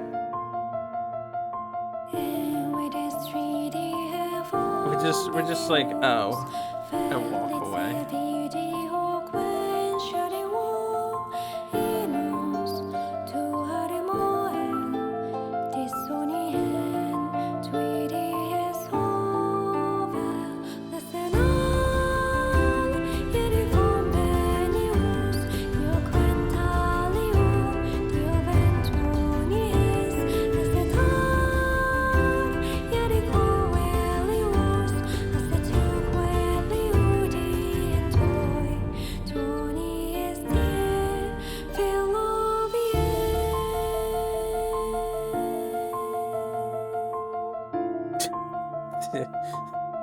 Some of these character designs really make me think of like Dragon's Crown.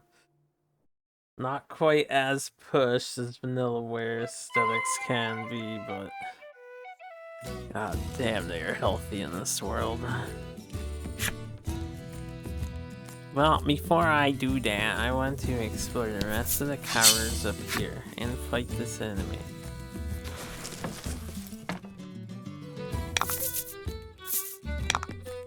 Ah, slimes. I was wondering what's wrong here. Interesting, I didn't realize you could do that. Hit up and down on the stick to switch the items instead of hitting the button.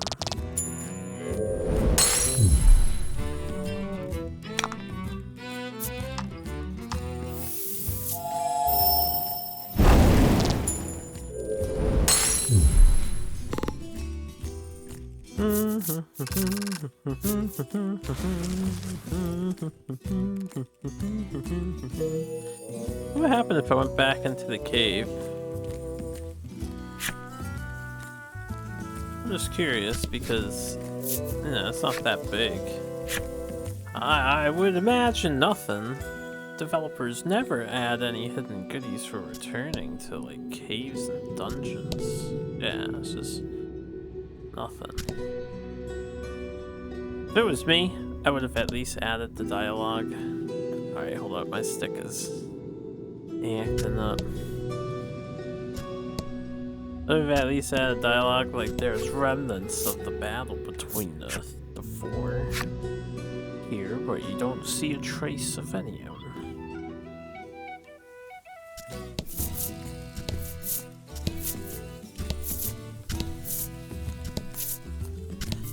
Treasure. Definitely take those.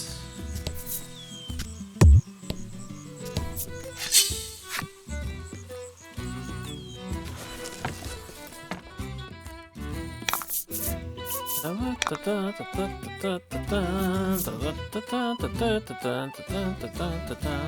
gonna attempt this. See if this does enough damage. Oh, that does nowhere near enough damage. Fire! The slime!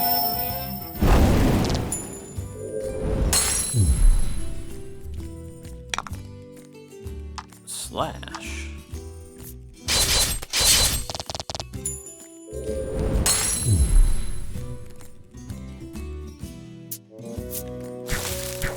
Five defense to all allies. This is bollocks.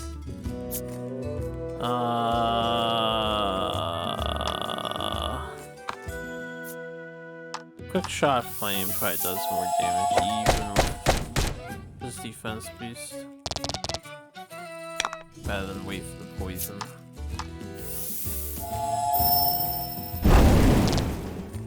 Weak.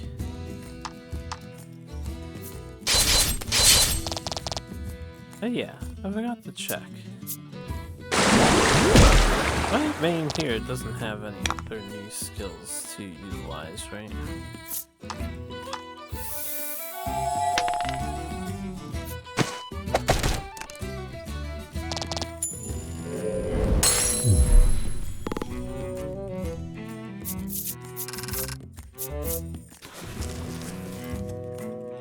Oh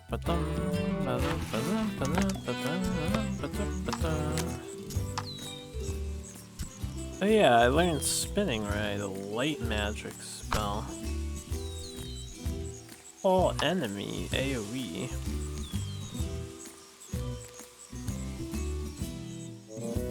Cost 2 though. I don't want him to be spending 2 of my stones. I'm not sure if I want that.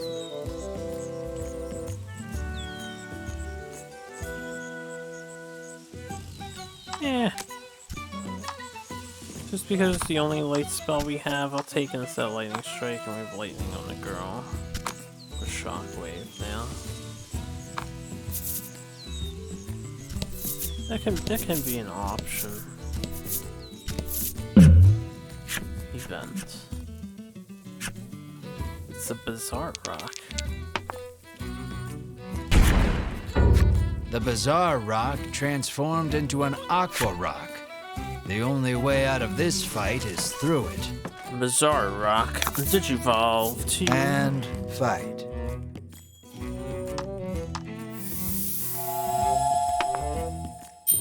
That's paralysis. 5 damage. Yeah, I want to see what the light spell looks like since it's paralyzed anyway. Charge technically gives you 3 gems. Yeah, 1 damage. Oh, kind of cool. Man, paralysis is more OP than ice. It doesn't fucking break. Oh, double paralysis. Why did that one do 9 and the other one did 5?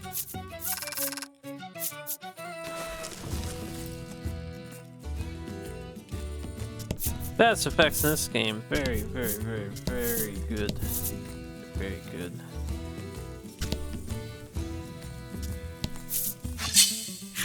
The enemy appears. Oh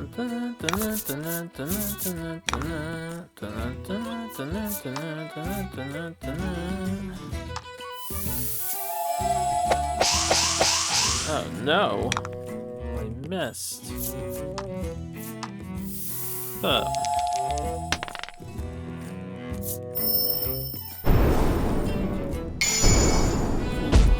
She said you will die to make up for that dodge.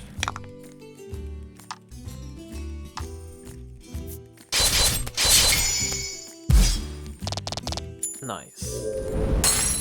Nice work. Nice work.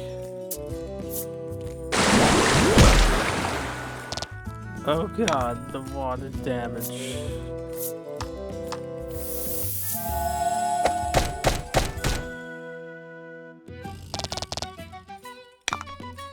I already can foresee in the future we're gonna set her up for fat. Just gonna do quick shot and fucking miss. I'm gonna be upset.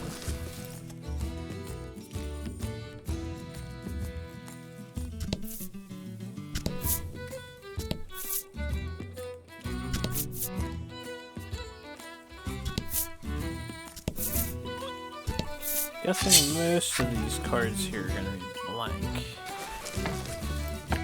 But I need to know.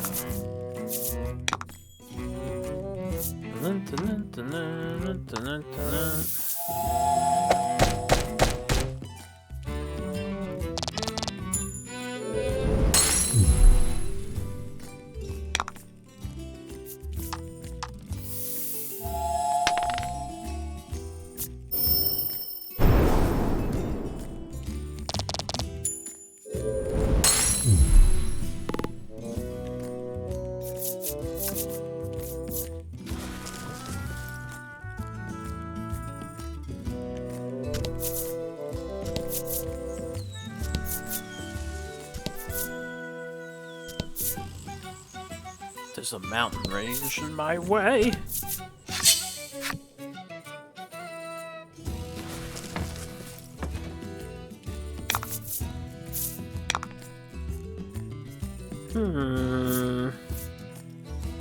I want to do the AoE light magic and just see how much damage it does. Charge spell.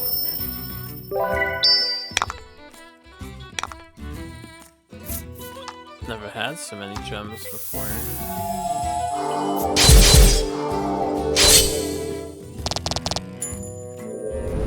Okay.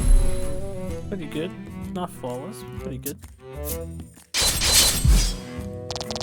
That's rude. But yeah, she could use some healing.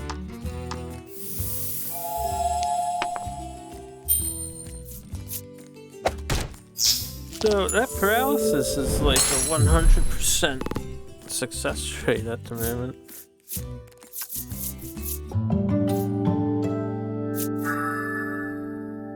Lighting proof.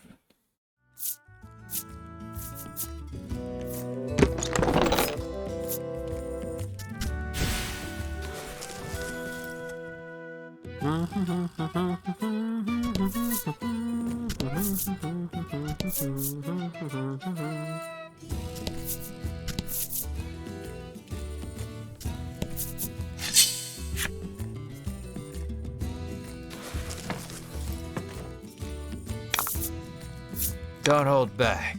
Oh, I won't.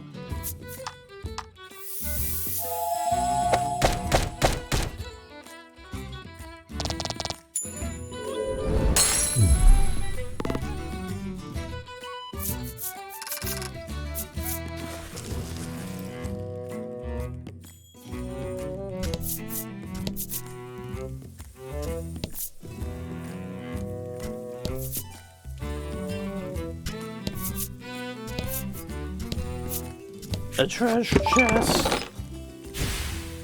I believed the whole time it would be worth. I never faltered.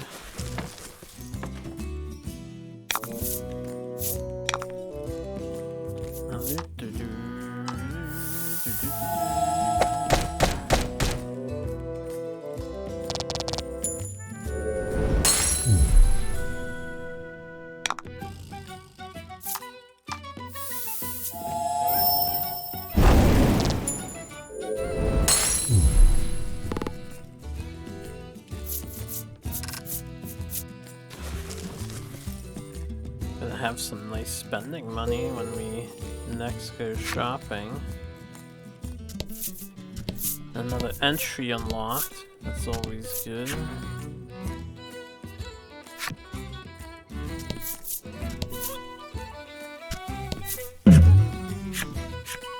You journey onward, only to see a suspicious-looking elder appear before you, a bottle of medicine dangling from his waist.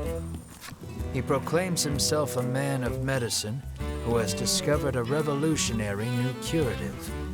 He would have one of your party drink it as a test. There's no harm in trying it, he boldly claims. Well?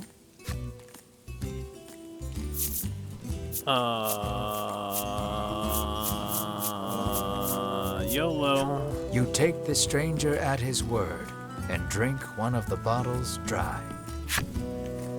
Everything in view is suffused with a soft light, and it is magnificent. Everyone looks so lovely. You have to tell everyone how wonderful it is just to be alive. The reverie slowly fades. How long were you smitten? You can't say for sure. But everyone has taken a step or three back, and they all look deeply worried. After a long silence, the doctor of sorts speaks. I must confess, I had no idea it would have such a profound effect on one's character, he says in quiet disbelief. Be that as it may, he seems pleased to have seen any effect at all. He hands you a gift for the trouble and walks off in high spirits.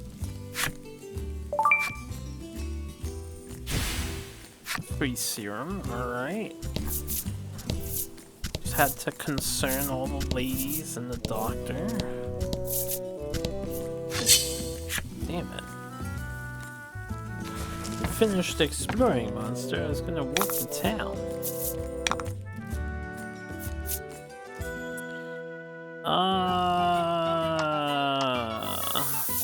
do this.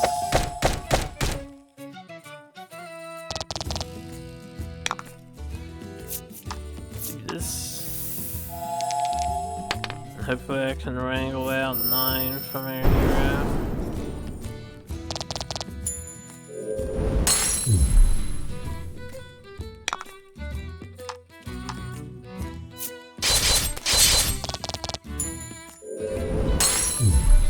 You did great. You did great.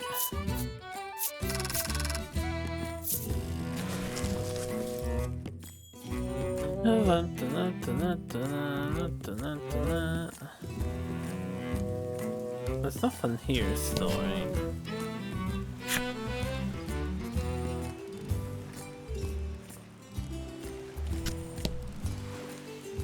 Damn.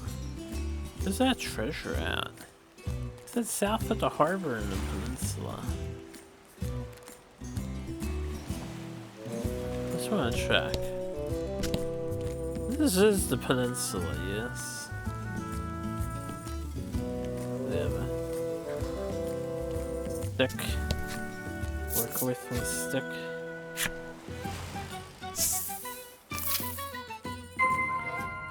Find the nutritionist.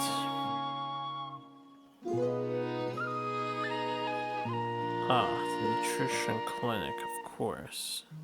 Yeah, let me just see if she has anything. The woman sighs in disbelief, wondering how someone could be so heartless as to steal the medicine of another. Yeah, how dare they try to save their kid? Stealing is stealing, no matter. The sign on the how door noble. reads, "The Great Nutritionist Oreo." You open the door without knocking. Is anyone home, you call? A muscular man emerges from the back. Ah, damn. Are you the nutritionist? Look at that toned physique. We got throwing hell. Praising his musculature seems to put him in high spirits. Anyone can achieve a body like this with the proper diet, he explains. So why don't we enjoy a life of love and nutritional meals together? Oh, you're coming on strong there, my guy. Have mercy, you think, then immediately change the subject. You politely ask if he is the nutritionist. Indeed, I am the nutritionist Oreo, he answers. He says he has been studying dietetics here for many years. Dietetics. You hand Oreo the extract and explain that your comrade is now bedridden because of it. He stares at the extract for a long time, and then opens the bottle and laps at the liquid inside. That's poison, Melanie shouts in alarm. The man insists that he'll be fine with his expertise of nutrition, and insists that knowledge is power, as if that will help somehow. Hey, trust the expert. Regardless, it seems he managed to grasp the composition of the poison with that lick, and starts concocting a nutritional supplement to counter it. However, he says he needs a spry fish, which has been difficult to catch lately. He needs a special fish to make the necessary supplement.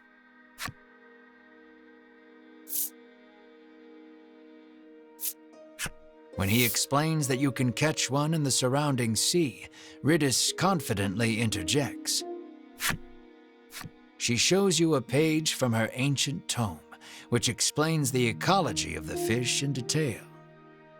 That book comes in handy from time to time, Melanie remarks in surprise. Oreo gasps as if remembering something. What is the deal with her book? He says that his son went out fishing and, with a bit of luck, may have already caught a spry fish. That's his son, is the other guy. It sounds like his son is fishing on the wharf. You decide to go find him.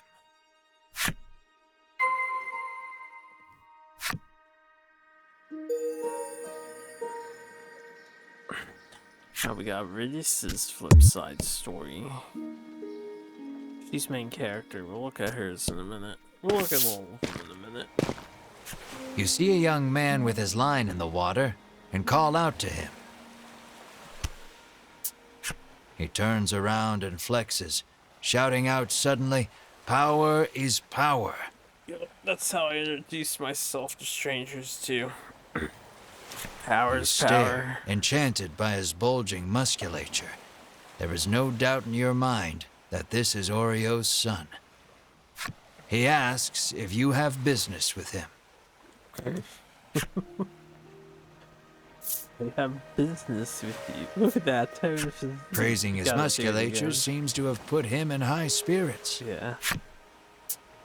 Anyone can achieve a body like this with the proper exercise, he explains. So why don't we cast our needless garments aside and train together? That's hot. Have mercy, you think, then immediately change the subject. Though you are pretty sure of the answer, you ask the young man if he is the nutritionist's son. That I am, he answers. He introduces himself as Bruno and says he is learning to be a nutritionist like his father. You introduce yourself, expressing to him that you are a hero on a journey and require a spry fish to save your ill comrade. His eyes begin to sparkle the moment you utter the word hero, and he becomes engrossed in your tale. More or less grasping the situation, he regrets to inform you that he has not caught any spry fish yet. He says that a monster has settled near their town, and its thundering roars have scared most of the fish away. You know Oreo needs a spry fish to make that supplement. More. Hearing the despair in your voice, Bruno speaks, his words like an ember in the dark. He tells you that there is a harbor near town where fishermen gather. Perhaps you can find the fish you seek there. You thank him for the information, then head to the harbor with your comrades. Just as you are about to leave, Bruno offers to escort you there. Is it a reward you're after? You are about to ask, but Melanie smacks you on the head before you can voice it and allows him to come along.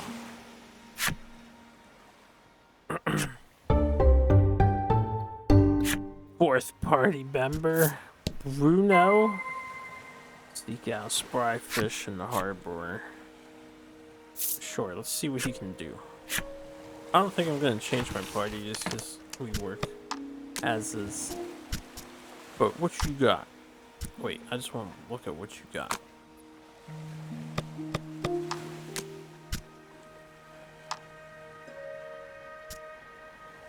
Got chop, tack herb.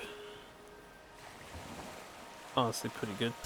Muscle herb, bull rush. Yeah. Why deal 1.5 times damage when I can deal 2 times damage? Or is the girl also 1.5? It's 2 times. She's just superior. We don't really need the attack boost for everybody. What is passives? Decrease water damage. She's water resistant. Bruno, you're too fantastic for me.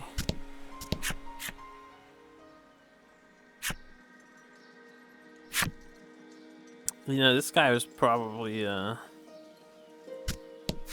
someone who hangs out with the nutritionist quite often too. Bruno looks ecstatic that he was allowed to join your party. When you ask him why, he tells you that his dream is to be an adventurer and has thus been training every day. But his father, famed in the world of nutrition, forced him into following in his footsteps. One desires strength, the other knowledge. Unable to see eye to eye, the two fight nearly every day. What will you ask Bruno? That's something that kind of starboard. You ask Bruno about his sword arm, saying you are something of a swordsman yourself. Bruno replies that he specializes in hand-to-hand combat, then flexes his bulging biceps as proof. Apparently, he only carries around a sword to look like an adventurer.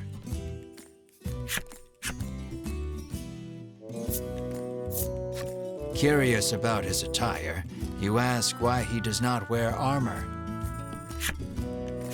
He confessed that he once wished for armor, but deemed it unnecessary after gaining so much muscle. In that moment, you realize something. While his passion for being an adventurer is true, he is dumber than a sack of rocks. Surely not as dumb as you are, though. The words "birds of a feather flock together" run through your mind, but you quickly chase them away, afraid of what that means for you. Exactly. That party is so scuffed.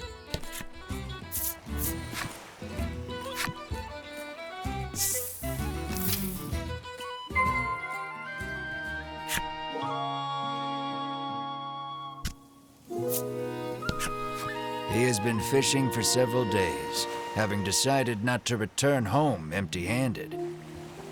He hopes his wife and child back in Shoreland are well.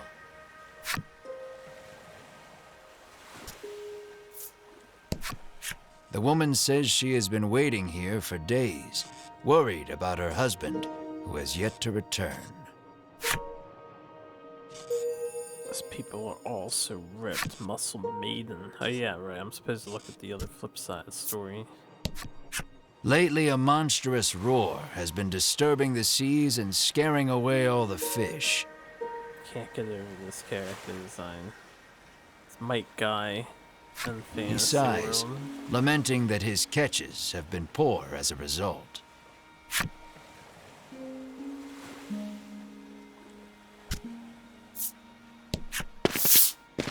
Oh dear A God. rough-tempered piscator stands there, having just returned from fishing.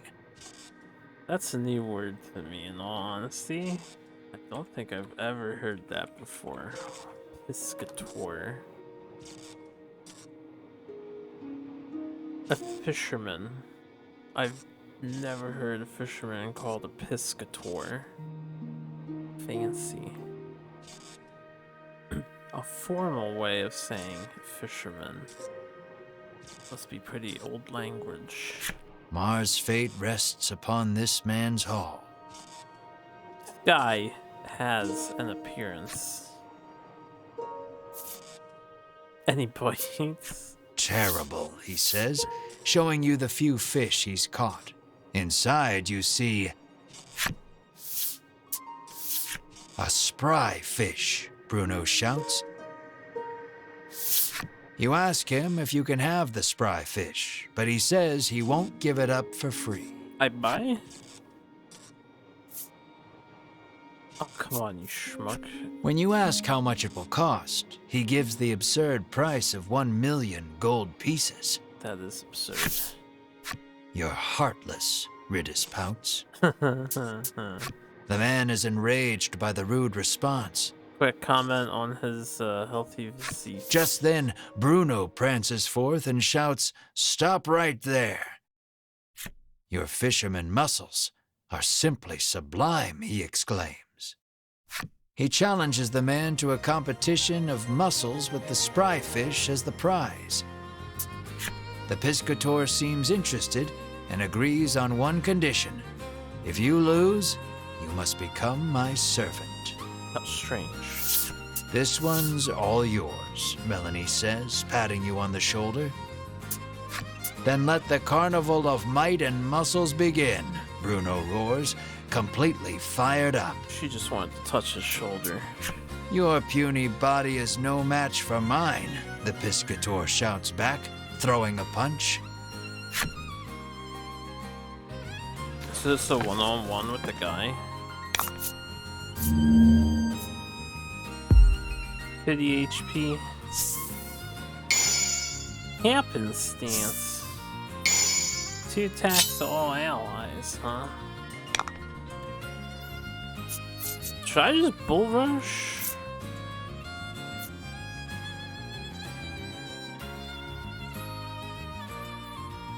I only have 29 HP. I feel like I should increase my defense. He's 16 attack. But it might not be worth. It might just be worth to hit him. 21. 1.5 would be 32? 30 and some change? Because it's a decimal.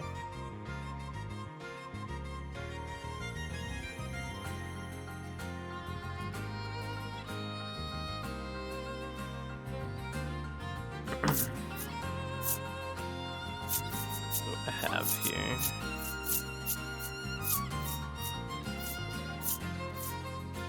I don't do any elemental damage. No.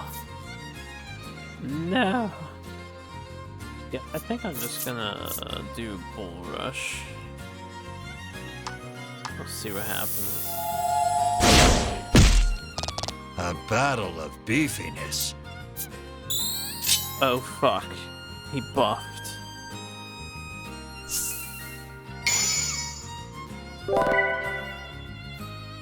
Not the best happenstance card there. Let's see. I'm probably gonna want to counteract that with the defense thing. Do I have the defense thing? I do.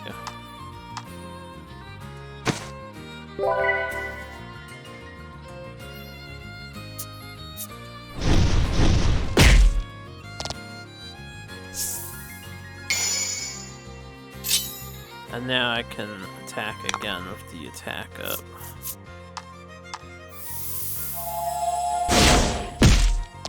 You're doing great.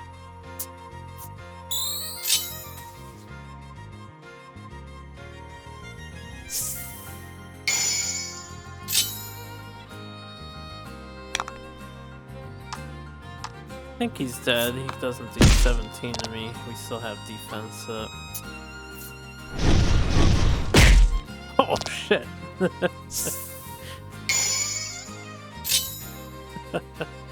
That was close. If I miss, I miss. Oh, now you crit. Damn, the 1 HP wonder. All according to plan.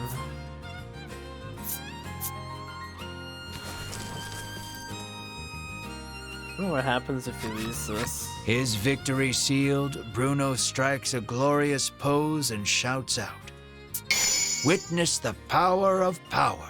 Man, you were Defeated, not as good as the that guy. Piscator hands over the spry fish to Bruno. Probably because we didn't level you up at all in advance.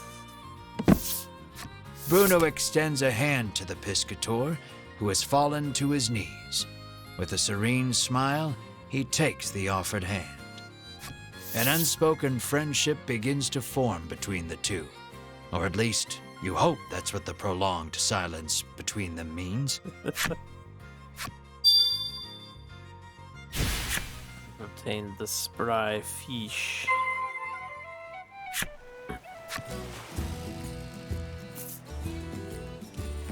Yes. Bruno cannot just interrupt my party like this.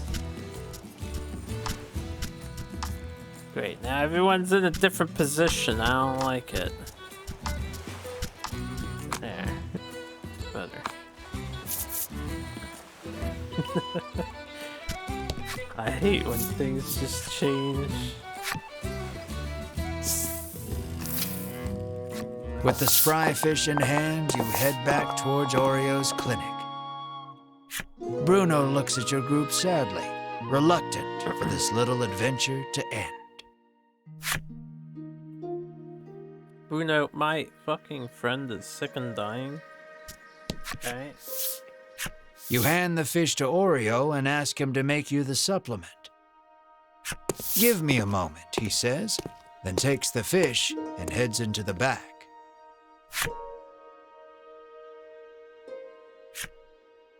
1 hour later. It's ready, he says, emerging from his room and handing you a bottle. Energy concentrate. You hope this will get Mar back on his feet. You need to get back to Unionville on the double. But before that...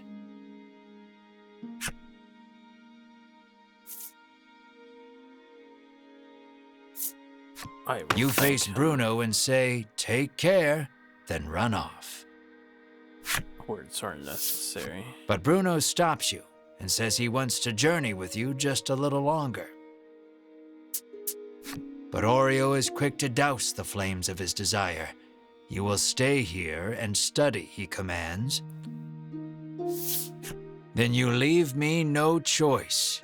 Bruno's expression reads as he raises both hands behind his head and squats at hyper speed. I want to show this power to the world, Bruno proclaims to his father. You have much to learn, my son, Oreo retorts as he starts sidestepping at breakneck speed. I'm imagining he was doing the One Punch Man Saitama sidesteps. Only the sound of their labored breathing and bodies moving resonates through the otherwise silent room. You can only look on in stunned silence at the enigmatic display. 30 minutes later, we actually waited for them there. Bruno falls to his knees, panting. This is my limit. Maybe you should have sidestepped instead of squatted. You have grown, my son, Oreo says, looking no worse for wear. So are you coming with us or not? Melanie interjects, ever the blunt one. Only our muscles know the answer, comes Bruno's cryptic reply. I don't get it, Ridis remarks frankly. On the condition that he study nutrition upon his return, Bruno is allowed to go with you for just a little while longer. You realize that these two have a very special way of talking that no one else can understand. Welcome to the team, Bruno. I guess.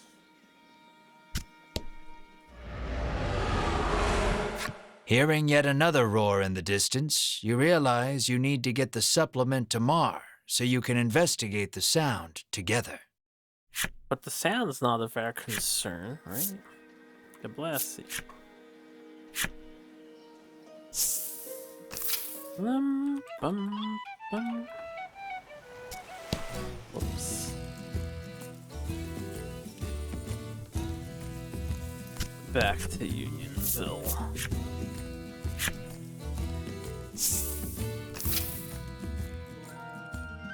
Actually, where is Mar? Then,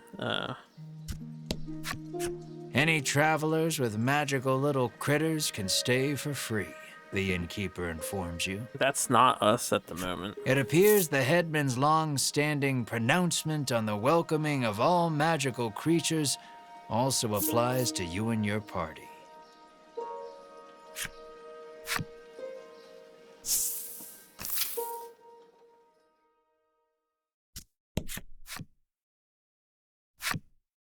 Nothing new, huh?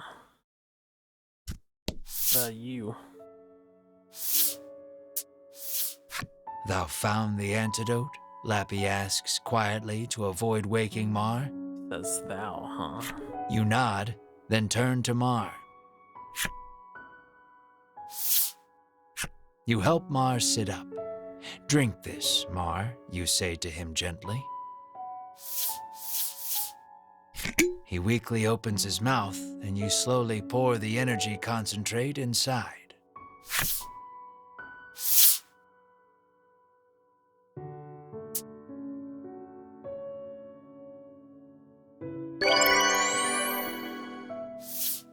Mar abruptly bolts up and turns his head toward you with a puzzled look. He untapped. It looks like Mar is all better now. Hug. Squeal with joy. I would hug. You give Mar a tight hug. I'm not a squealer. Mar mewls softly in discomfort. Overcome with joy, you sob and stroke Mar's head. Melanie and Ridis watch you too with a smile. Bruno is deeply moved to see nutrition bringing a smile to others. Welcome back, buddy. With this, you can finally put the happenings of that strange village behind you. You decide to take Bruno back to Shoreland, then continue your search for the dragon. That's kind of sad. Bruno was with us to achieve absolutely nothing.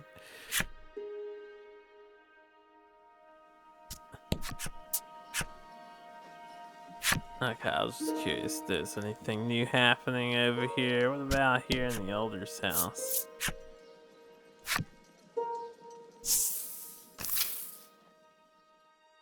Nope, it's empty.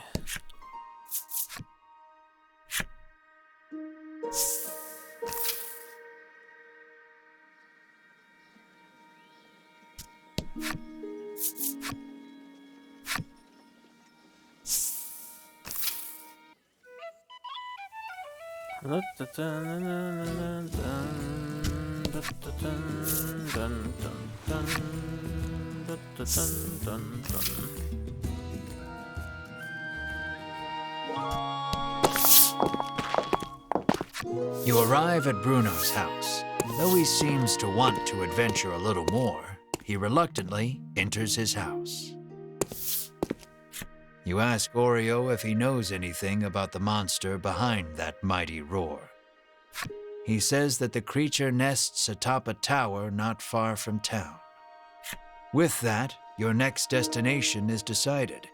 Here, you will part ways with these two, but you owe a great deal to the nutritionist and his son. Bruno looks at you, his eyes begging you to let him come along. What will you say? His resistance to water is probably handy. Let us defeat the dragon together, you say to him. I mean, I don't see myself. You are using sure him. his power and knowledge will come in handy against the beast. And you realize with a grin, he will be so happy just to come along that he will not want a share of the reward. Aren't we Bruno already is giving a happy he million can continue to the journey, fucking what's his name? but Oreo stops him before he can get carried away. You must stay here and study, Oreo says. Bruno explains that the journey thus far has taught him the splendor of nutrition, and he now wishes to travel the world to deepen his knowledge. After hearing his son out, Oreo suddenly removes his glasses. And in the blink of an eye, the flesh of Bruno's cheeks, pectorals, and abdomen recess. And Bruno is lifted off his feet with a dull roar. God damn, do you get to fight Oreo? Your eyes go wide at Oreo's assault, which was too fast for your eyes to catch. Knowledge of nutrition can help save lives, but also strike down enemies, Oreo says softly. Wow, nutrition is incredible, Ridis marvels, not putting too much thought into the events before her. Knowledge is the true power. You tremble, never wanting to make an enemy of Oreo. Though Oreo still deems his son's knowledge insufficient, he tells him to travel the world and surpass him someday. Thank you, Father, Bruno says from the ground, moved to tears by the strength of Oreo's knowledge. So it comes to pass that you journey to the tower with Bruno to find the roaring beast. Alright, get up. I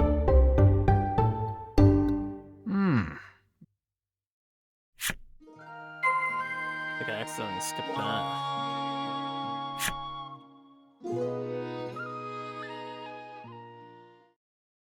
Is that the chapter?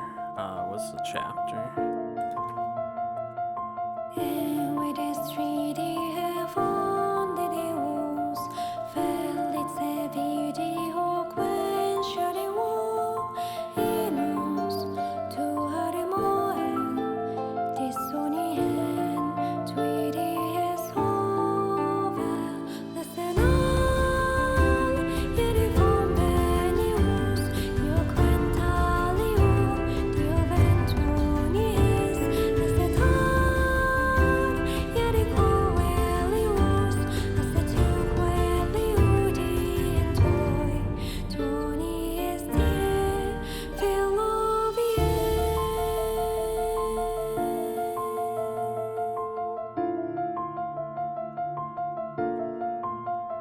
The Dragon's Tower. Chapter 5.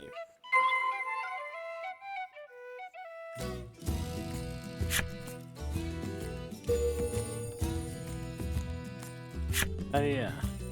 Oh, look at some of the character stuff. Collection characters. We had hers.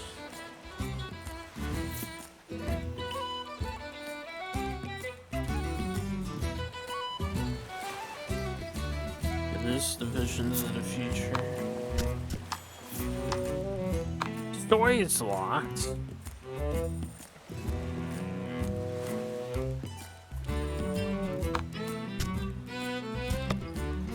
Wait, I hit the wrong button.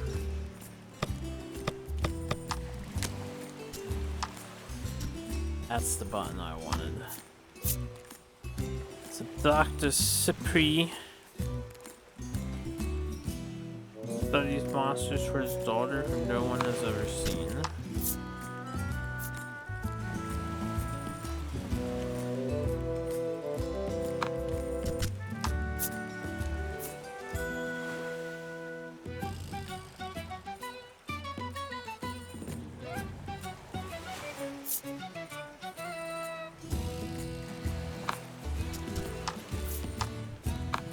Story's locked.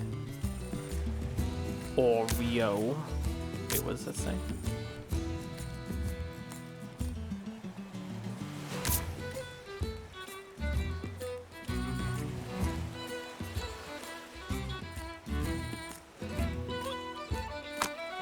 I like when you flip this card over, he takes his glasses.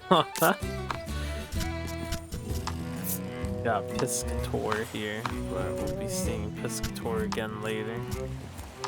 And then we had all these extra people. That's not concerning. Boys got hobbies, if you want to call it that.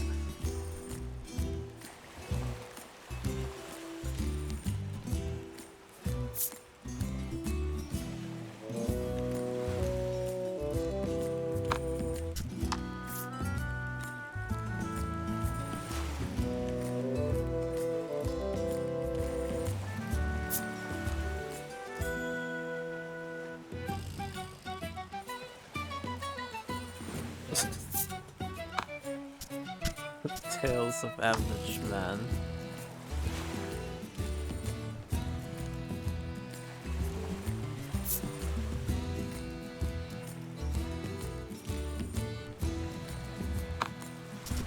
We read his and hers.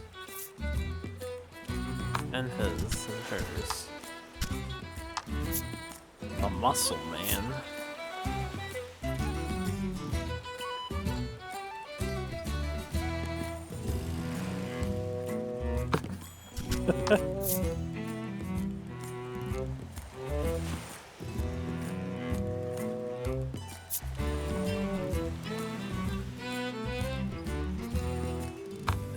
No one gave me that ring, so I got jacked.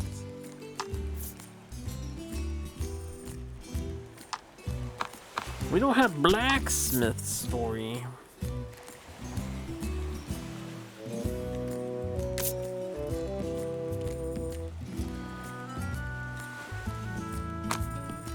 Okay.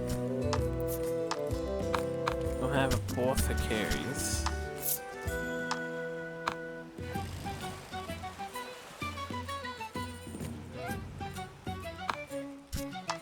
Oh, I can't wait to see how that one turns out. I have to utilize these services more often, but there hasn't really been a reason to go back yet. Maybe, possibly. I just might not be aware. The Musty Tower.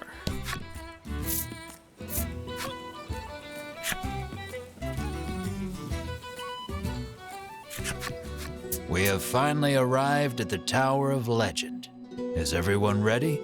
You ask with a posed look. Oops. Bruno is the first to respond.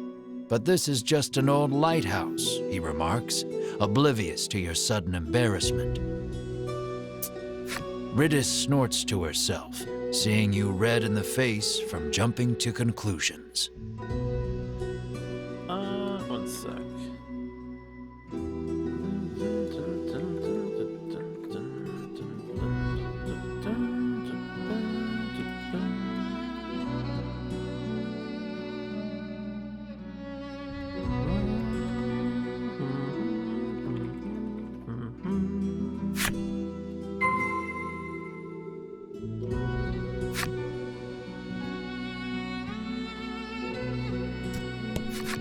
Yeah, we had this door problem.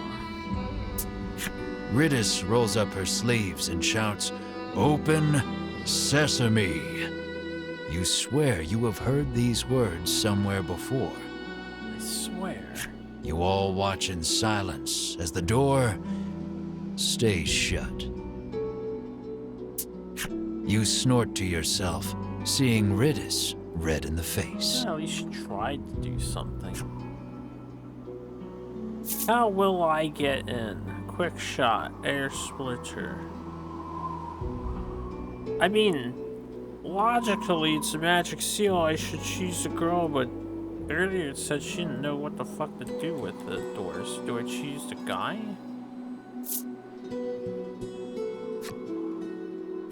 We'll pick her. Even Melanie looks vexed, lacking the proper skills to open the door. Right. Alright, how about the boy? Bruno exhales deeply, then places both hands on the door. He pushes with all his might, his breath labored, chest heaving, sweat dribbling. And it opens. It seems the magic seal could not protect the door from the physical might of your most stalwart companion. That's my boy. This is the power of power, Bruno pants, but you promptly ignore him and enter the tower. The power of power. Climb the tower and search the dragon. What happens if I... Oh, you just can't walk on it? Okay. Thought I was gonna fall down the pit. An enemy appears.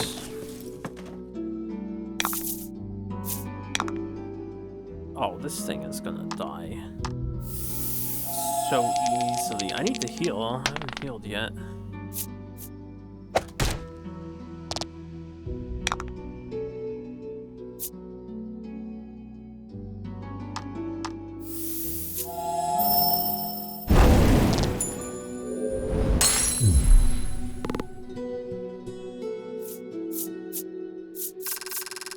A good warrior wastes no time. Quality heal. Alright, I'll take a sea stone. Could be useful. Could be useful in a pinch. I'm gonna use up my salve. One of them.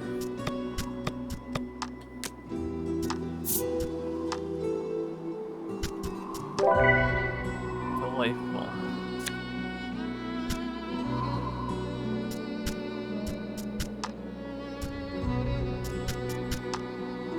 Sell some of this stuff. Oh, we can set up for some major damage. Also, the card on the bottom did flip over there. I'm glad the devs thought of that. That would have drove me insane. But a nice replacement for my salve. Whoops. Stick. Stupid stick.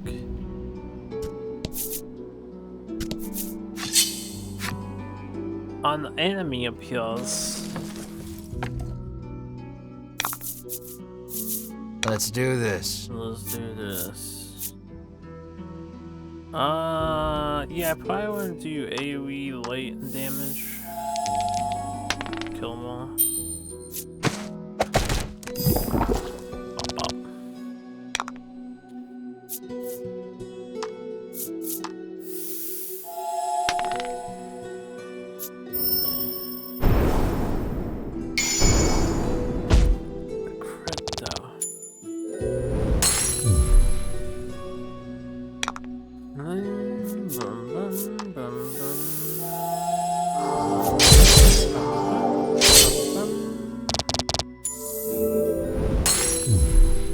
Well, it doesn't quite do 26. Ow. That's so rude.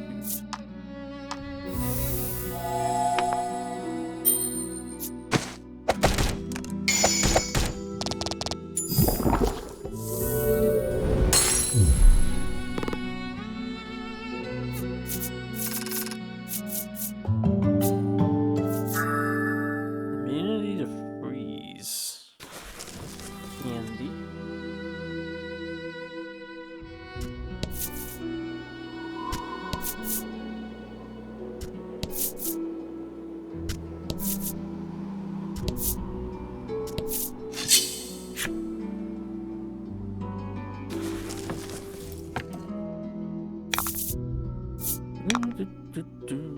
New enemy.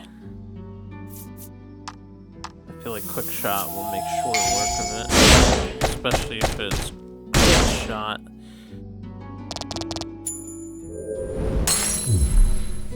Good work. There. It's excellent work.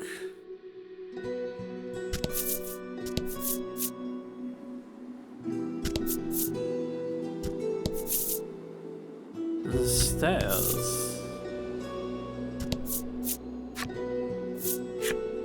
Nope. I will explore everything, every single hole in the floor.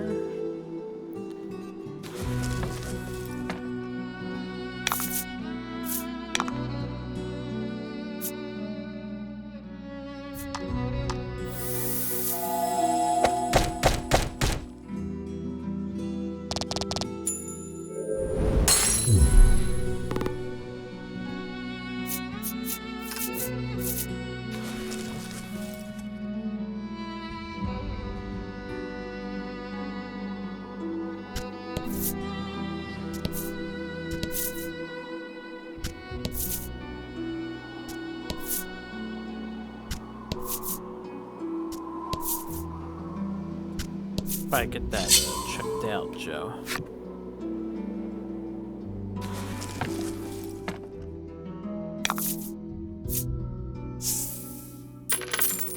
Yo, 2 times the gold. Must kill.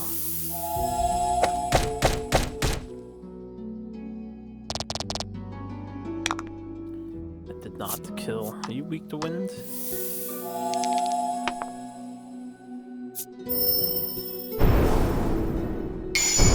They are. I figured flying enemy would have trouble with wind. Only 88. Only 88.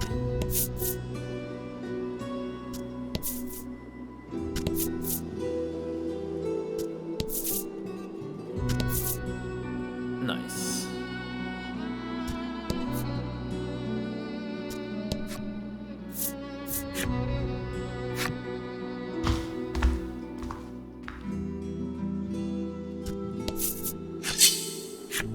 An enemy appears. Let's do this. Let's do this. Skelly guy would be weak to light, right? So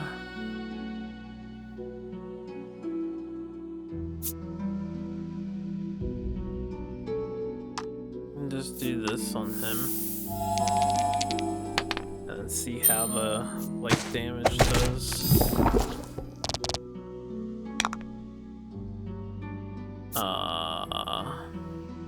On both.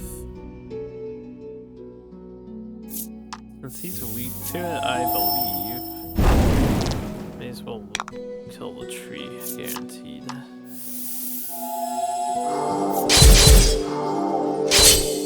That doesn't do anywhere near enough.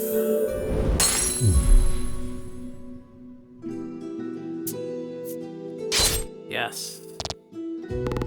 Hit me.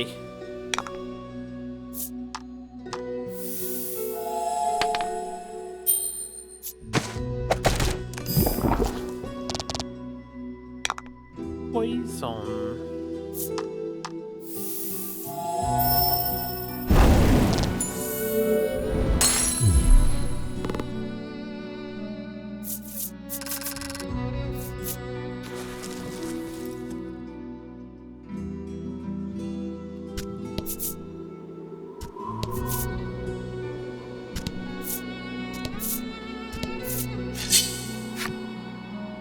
And then the map appears.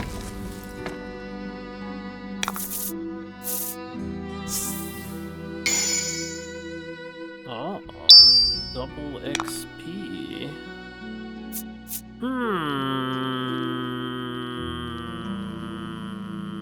I still don't know what this like specter wolf thing does, so I could just kill that and then kill the tree. Yeah, we'll just do that.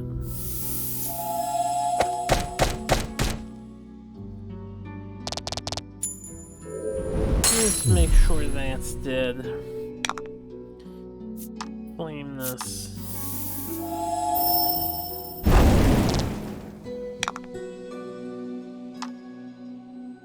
Not sure if this will die. Actually did not die.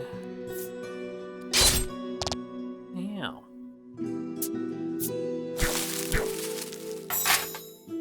5 hold defense. That's so much. If I can paralyze him, which I did.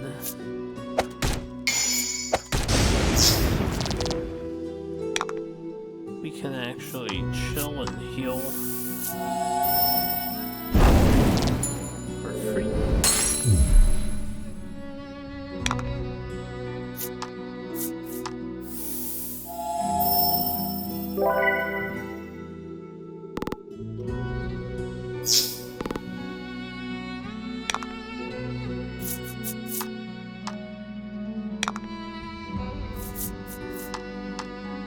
Pass with her, but there's no reason to pass. Good night, John.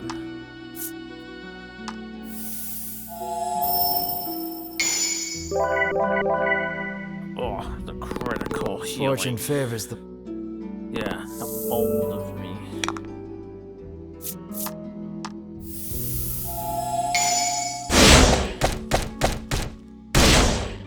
Correct.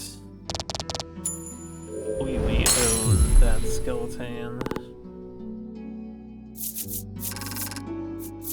582.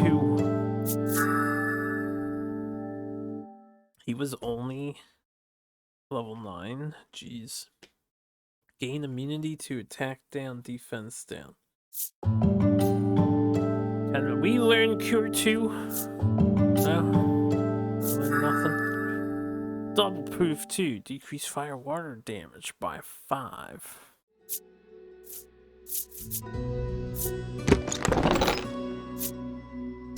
I really should start picking a third one because the quality salve is always in the third one. I would like more of those. Your footing suddenly crumbles. With no way of saving yourselves, you fall downward. Damn. I had a feeling once more that was from the happen. bottom. Is that gonna be the gimmick here?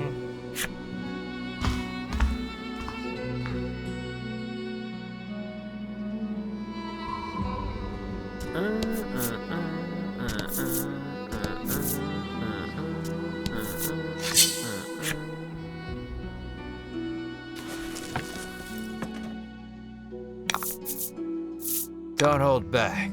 Don't hold back. Let's do this on him. Exact damage.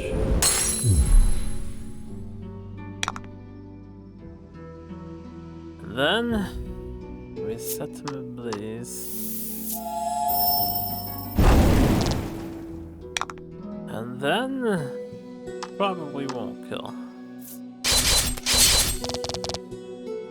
Can't believe we still only do 2 damage. I get that the thing has probably some sort of physical resistance, but come on, man. With 23 attack power, track 13, and I guess we hit it for You probably do hit it for that much. It just hits multiple times.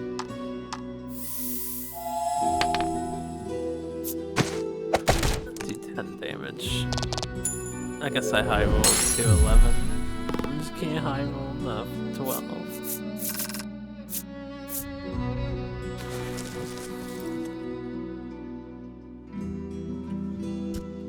Honestly, I'm only jokingly remarking about it. These poor enemies need so much help to survive our onslaught. $1,000 in this tower. I was just genuinely curious if something would happen if I stood on those cards. Make sure this thing dies.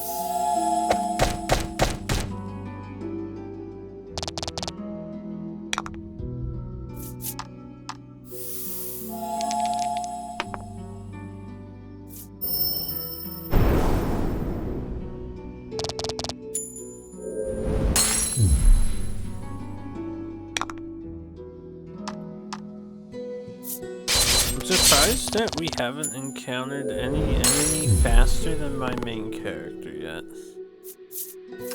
Considering the armor he's wearing.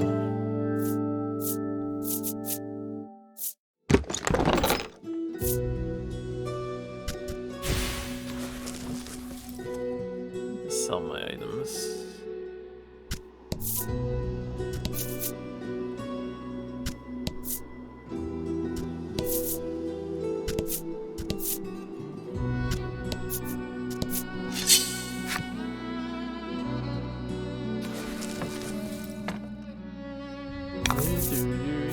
Don't hold back. I'll never hold back. Let me think about holding back here. Do I have any way of filling all of them? I don't.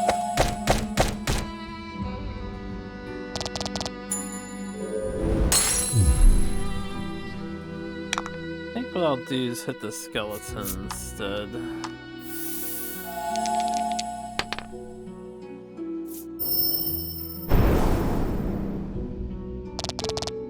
Because we can kill him and not the tree.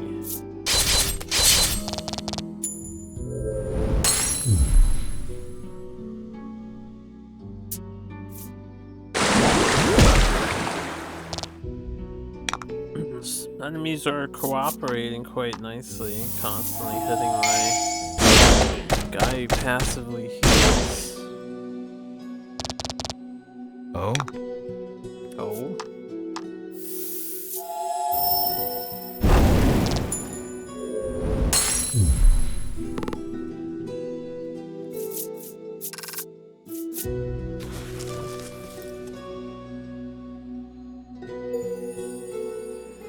Wraith Wolf's entry. Curse Day ring protects against curse. I wonder if I would want that against the boss coming up. Hi there. Guess it's been a little while since I've saved.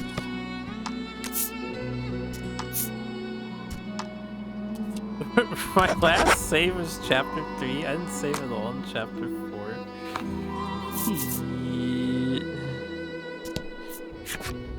Foolish humans. Did you come here to consign the drops of salvation to oblivion? The monster asks. Yes. It sounds like he is saying something important, but you do not understand it in the slightest. Who will I ask to interpret? I mean, Melanie is the smartest person in her group. Melanie is so absorbed in thinking about the creature's words, she cannot hear you calling her. Damn it, Melanie. Ridis, I'm asking you. Ridis has given up on thinking and whistles an offbeat melody to herself. You have made a poor choice. Yeah, I made a good choice because of the dialogue. While everyone is distracted, The monster attacks. I figured since Bruno opened the door for us, he wasn't going to help us here again, but I figured wrong. Then he gets a preempt.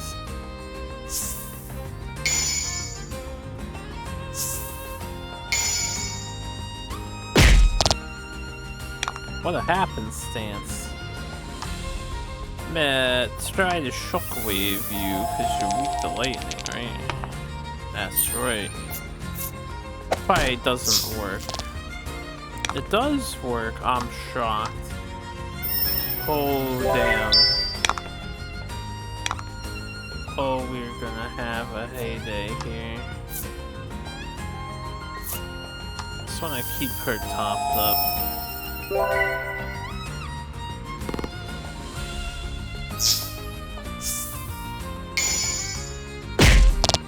I see how this is going to be.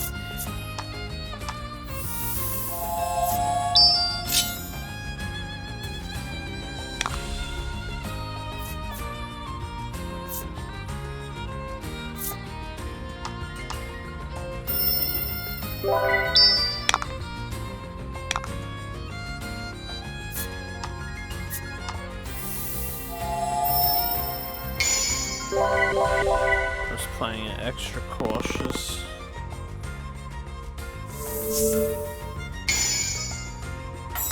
Damn it. Oh, I forgot to use the item. That's fine.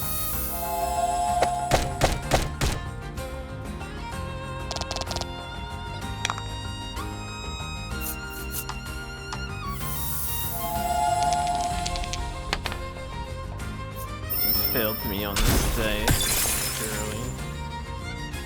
He actually resists ice.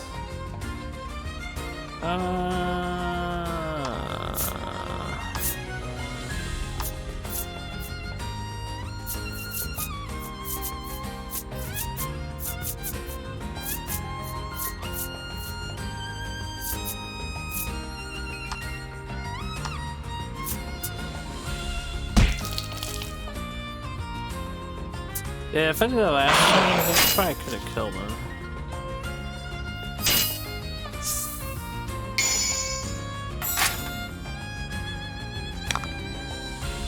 But that's fine. Her buff only lasts the one turn, not two. The Reckoner.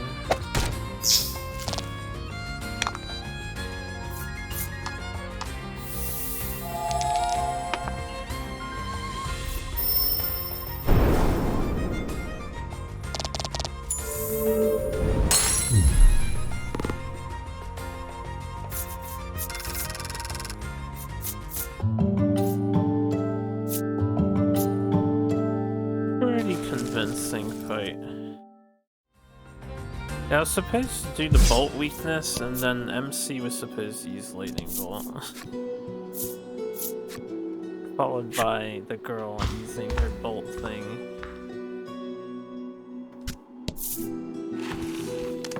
But whatever, he didn't even hit us.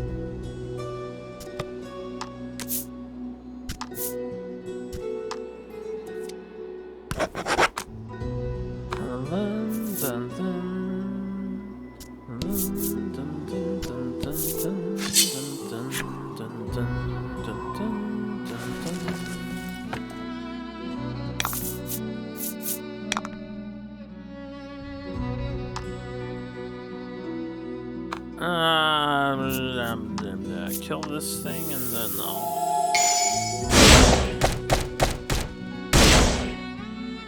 I have a deep-seated hatred of this wolf, apparently. Nice work. Nice work. It's a nice job you did there.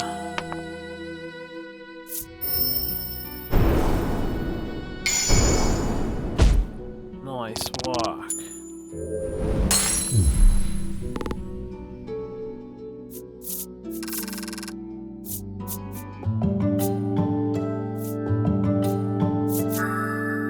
Heal plus. Oh, it costs 2 though. Deal 15 dark damage. Darkness. Just a flat 15 dark.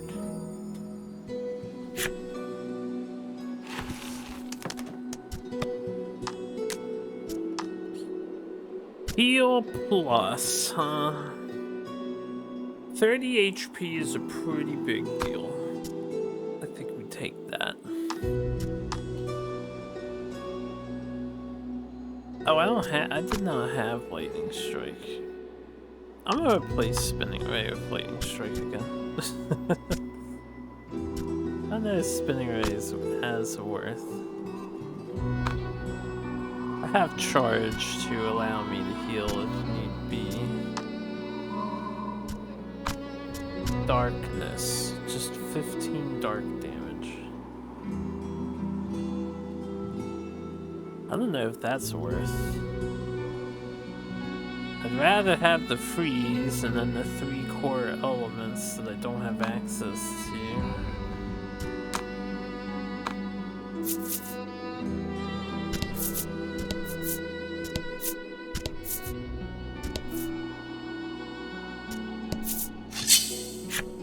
An enemy appears.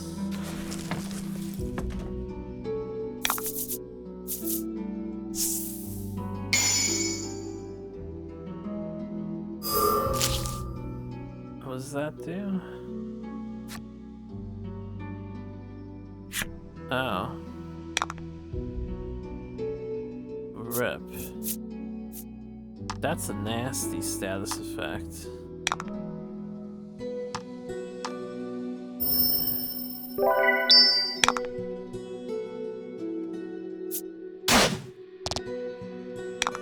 Nice basic attack, loser.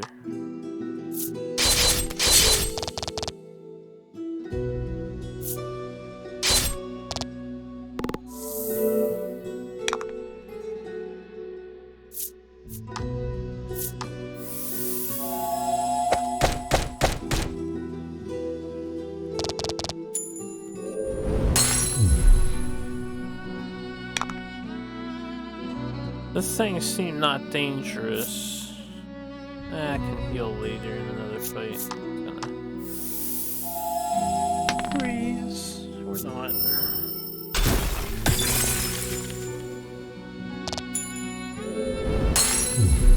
No, it resists ice, I suppose. Eulogy, 10 HP to all allies. Supportive move. I want to keep poison.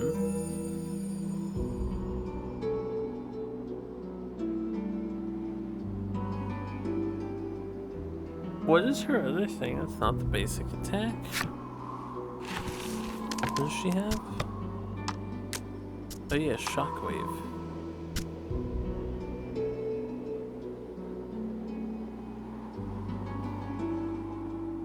The only reason why I want this is because this is a 1 mana attack.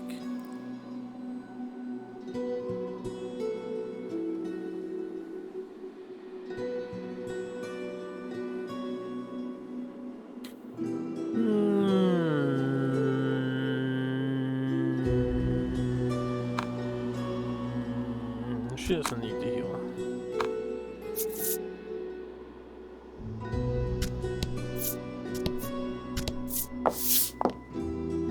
Something glimmers on the floor. Melanie suggests it might be money. You are instantly upon the shining object, picking it up.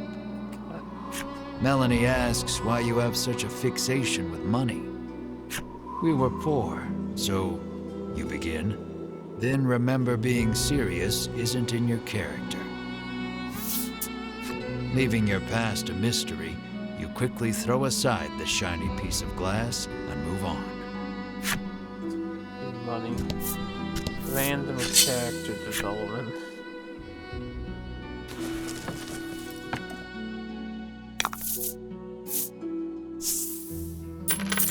Look, Melanie, money. Did you do that? What is... If he resists water, is he weak to lightning? Bop, bop, bop, bop.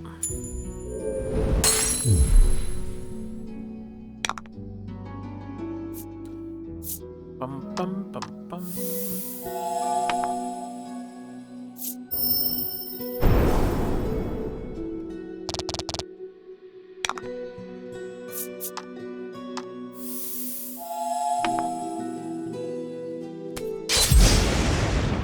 It's weak to lightning.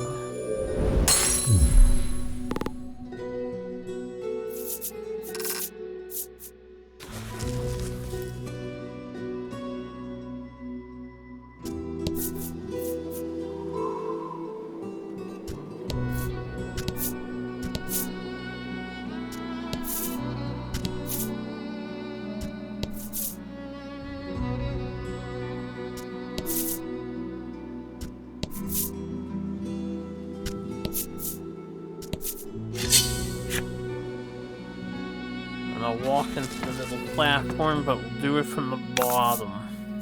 Let's do this. Let's do this. Let's do this.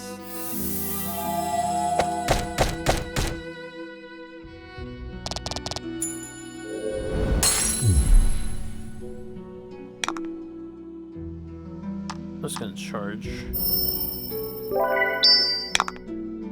I wonder if charge can crit. Oh, this thing goes before I go. It's about time an enemy.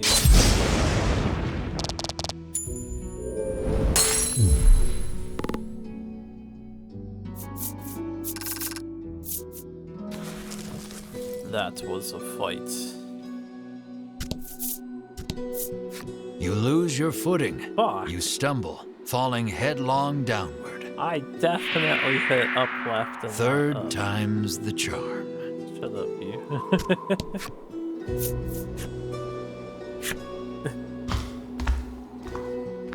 Gotta be careful here.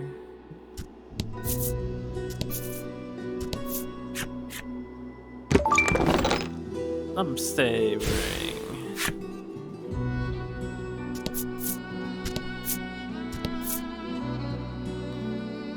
Just let's equip that one of the other dudes,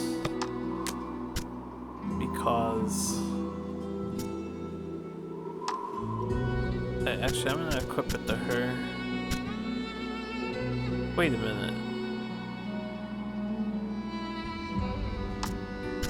You take this. I'm immune to paralysis. I actually don't need this ring anymore. Don't we have the passive? So I'm gonna take the wind. And then switch to reserve. These guys should have stuff just in case. Oh, he has no fucking armor too. Oh right, because he just doesn't wear armor. I probably can never buy any armor for him throughout the whole game. We'll give you the Numbstay ring.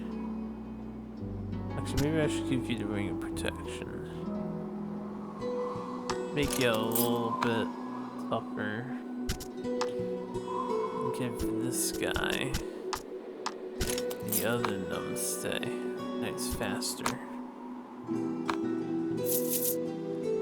If I have to, like, use the extra party members, they probably should be equipped with stuff.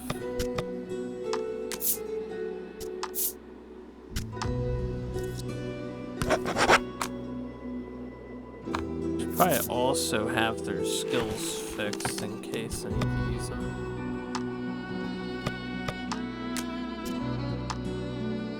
And he's got nothing yet. Demonic Dance.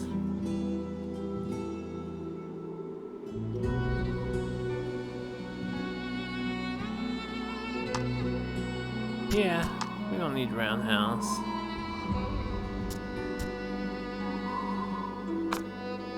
And I'm gonna get rid of Body Slam. I think Body Slam is very much outdated, probably. So we'll do that.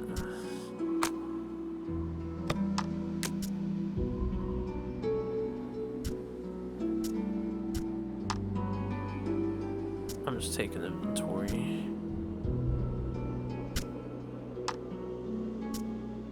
Wind, bolt, fire, water resistant.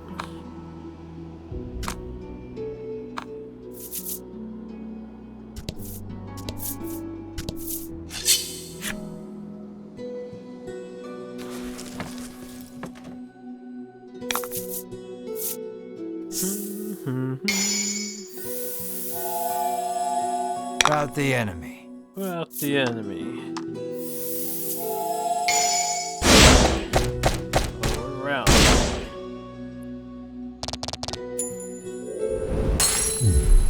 Fortune favors the bold. Yeah, we're the lucky.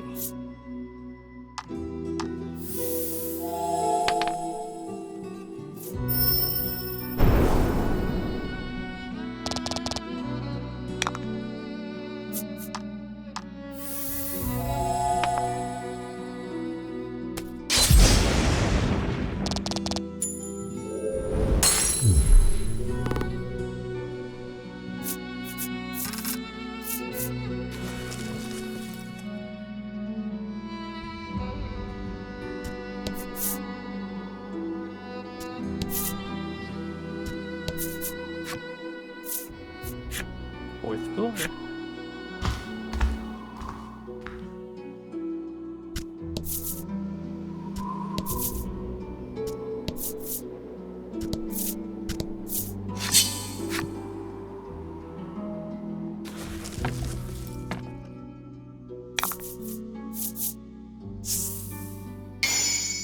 Add 3 to bolt damage. Oh yeah? Well, may as well shockwave this thing. Shit. 5 damage, pretty respectable. I'm gonna Zephyr this. That should kill, right? Almost.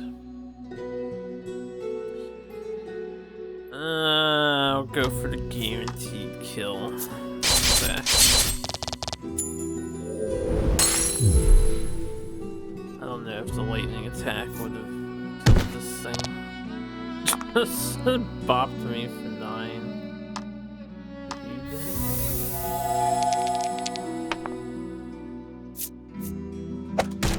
Avidities, that's supposed to be 100% status effect inducing.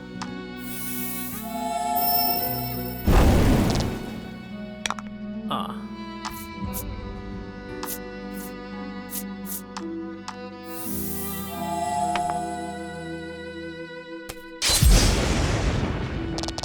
Fuck. Taking you with me. Ah, they do explode.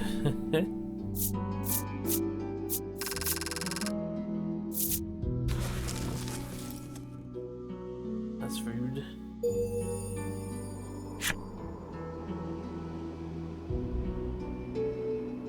Okay, I'm gonna assume it will fall if we walk on this bridge again.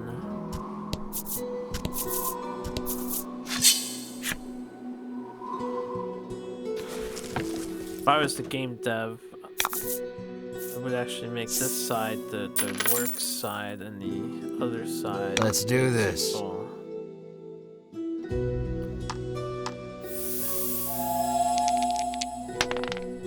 Good. He's actually weak to lightning.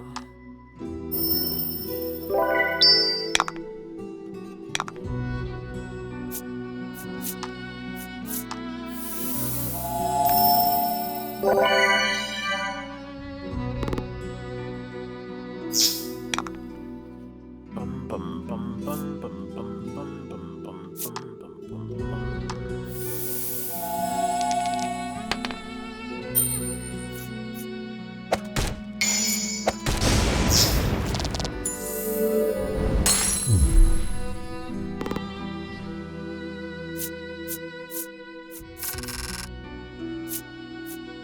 It doesn't seem like there's anything too special about that turtle.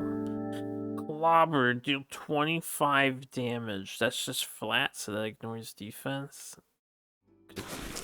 Okay, but I'm gonna make him a pure defensive tank. Don't know if he needs Clobber.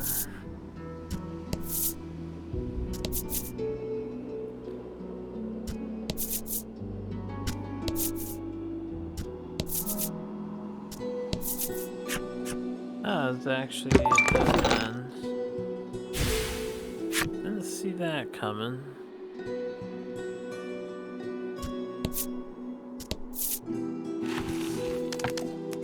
Not sure if this will be a boss battle or not.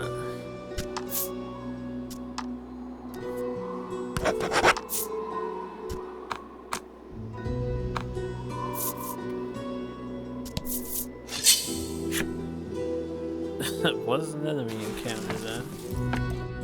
It wasn't wrong to be cautious. This guy again. Poison. I failed. Did 1 damage though. Freeze!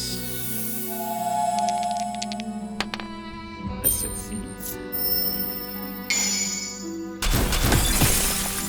Aw, weak to water. That was lucky. I was lucky.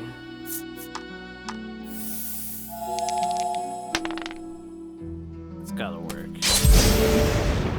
No. Ow. Hurts so bad. I probably should have actually just passed my turn. Yeah. We're lucky we got 1 damage out of that. Good warrior wasting their time.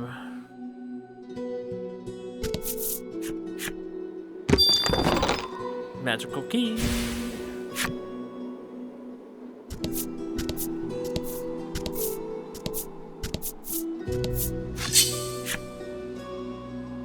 An enemy appears.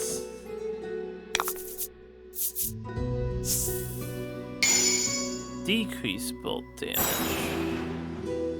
Don't hold back.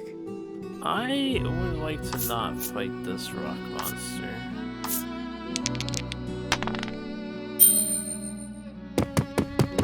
Look how it says I stand a decent chance of escaping, and I literally cannot fail escaping. Even if I roll snake eyes. You only have a decent chance of escaping, though.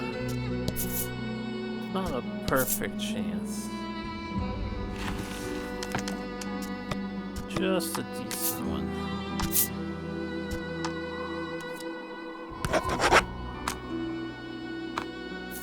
Alright, monster. Let's see if you can thwart me. Have you savages no mercy? The dragon's heart and body have already been reduced to naught, it says. It sounds like he is saying something profound, but you do not understand it in the slightest. Alright, Bruno. Bruno silently compares his muscles against the monster's, then grins proudly to himself, the obvious victor. I'm guessing it doesn't matter who I ask. Realizing the creature's words are beyond her comprehension, Ridis gives up on thinking and yawns loudly. I just wanted to hear You the feel your common eye roll. twitch, realizing that your comrades may be the death of you. I'm feeling the other girl had just been deep in thought again. While everyone is distracted, the monster attacks. The monster attacks. Gotta drop the lid to my drink. I'll pick that up. Didn't go for it. Ow.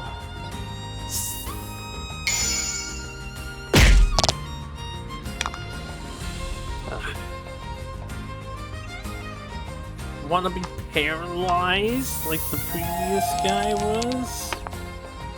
Yes, very good. Very good.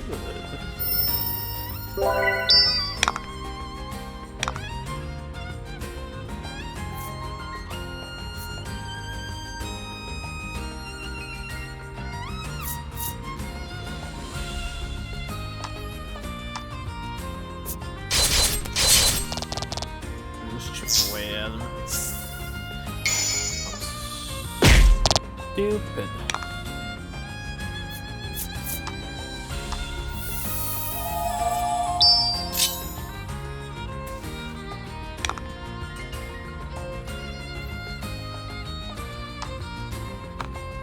I'm gonna Zephyr because I think we'll kill him next turn if we just spend the mana.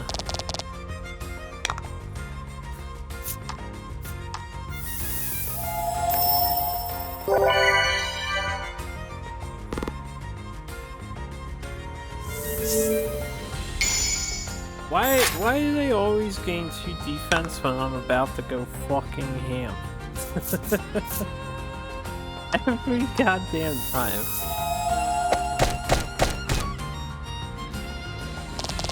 Phase 6, not bad, not bad, not bad.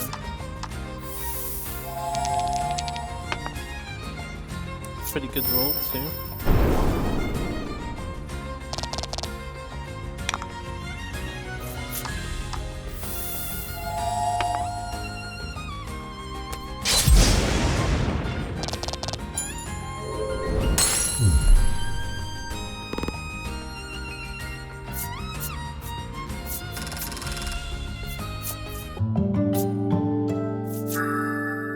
Regen herb. 5 HP to target. So you get to choose someone else. Kinda like Moira's regen, but anybody.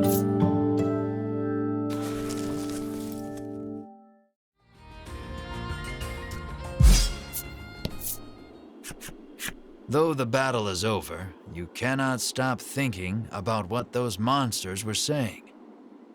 Come on, we have to defeat that dragon, Melanie says assuredly. Why are you so obsessed with defeating the dragon? You ask her. She explains that her mother was killed by the dragon. Classic revenge story. She did not say any more, but her hatred for the beast was clear in her eyes.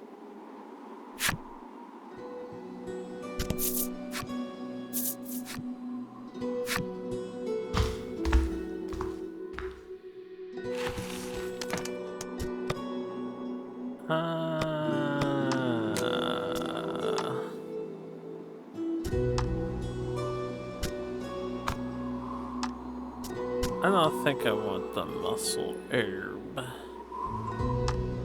over attack.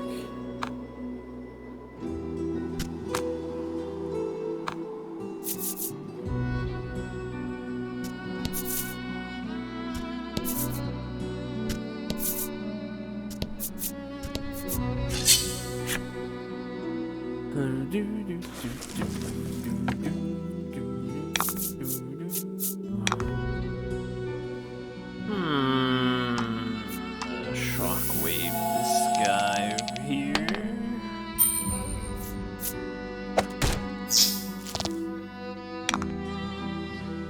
Then Zephyr this guy.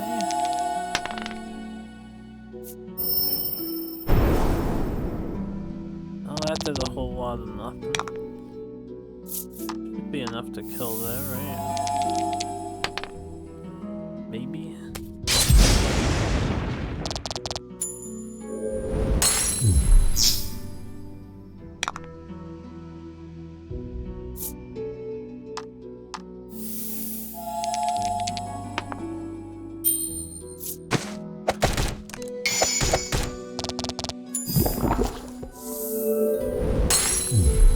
Congrats.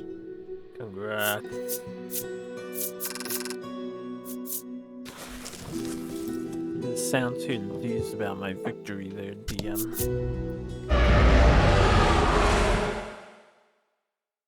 You hear the roar again. It seems to be coming from the upper levels.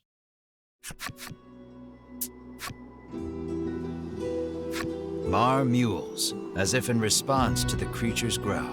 I still think the narrator should have been paid to say those words. I want to hear him say, cute. Enamored by the adorable noise, you pet Mar on the head. You're obsessed, Melanie remarks snidely, but looks at you two as if wanting to pet Mar too. It sounds like the roaring beast is close. Keep climbing the tower. My quest shall not waver.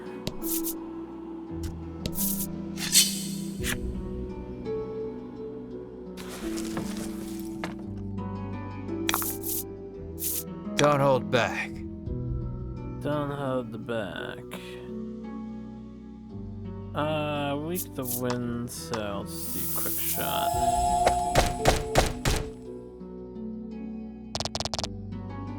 Quick shot the one, win the other.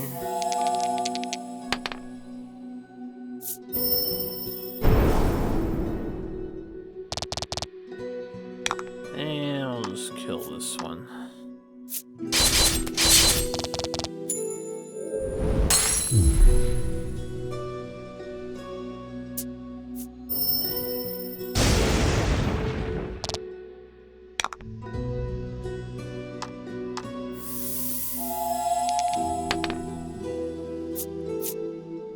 And we have to burn that bad roll so that we get the paralysis in the coming battles.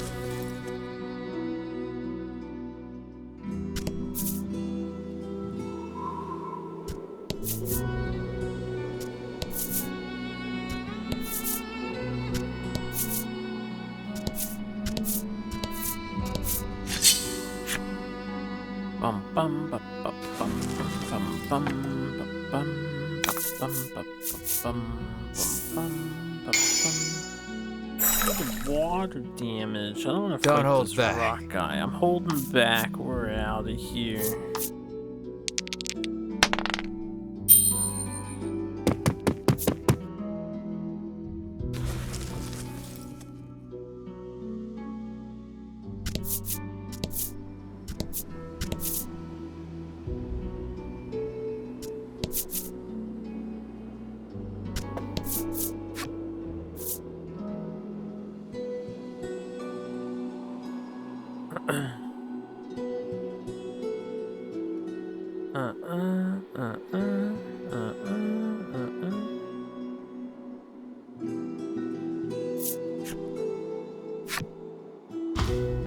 No, he said she's not due for another week.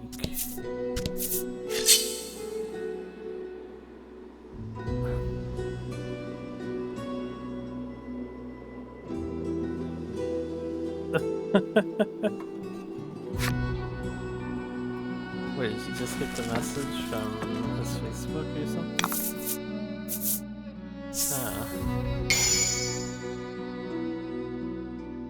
Ah, it's a text, that's why.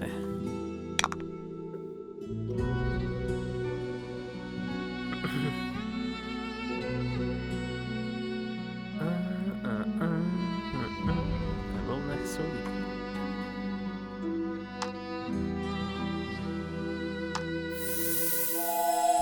See what this turtle does to us. Nice. And I kill this thing.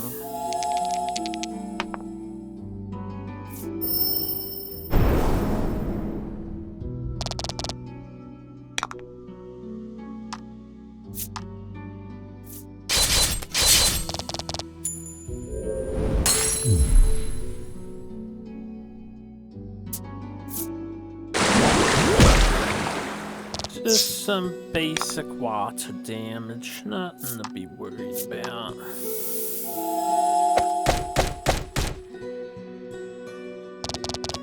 Did a lot less than I would have anticipated.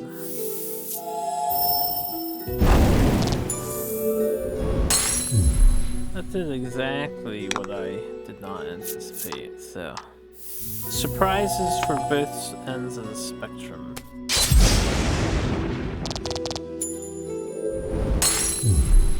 You did great.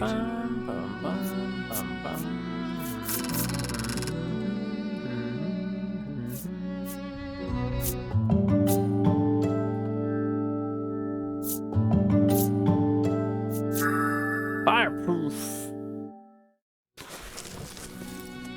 Well, I suppose that's kinda as good as, The door before you is shut quite tightly.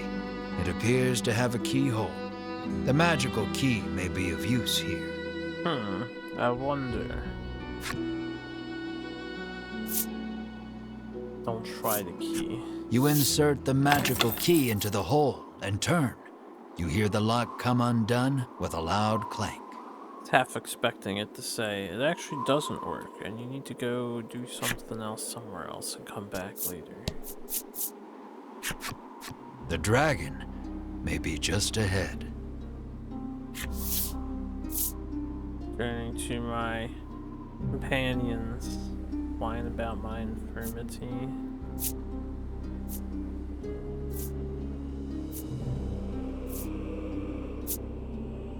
Here, we'll do this because it seems more. Suddenly realizing how afraid you are, you cry out at the overwhelming pain in your lower back. Old man stress. Get a hold of yourself, Melanie says, slapping your back with all her might. Melanie. You cross the threshold as if spurred forward by Melanie's heartening words. That hurt. Scour the top of the tower for the dragon.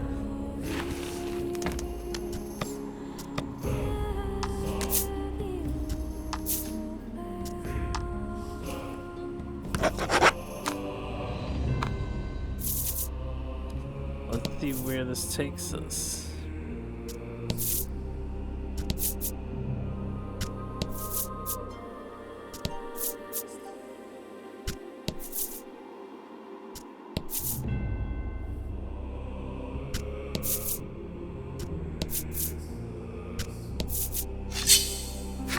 An enemy appears.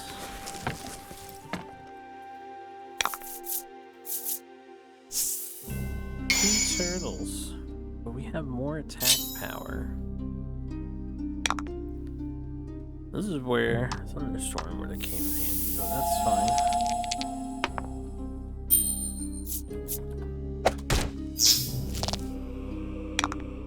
Bum, bum, bum, bum, bum, bum, bum, bum, bum. He's paralyzed.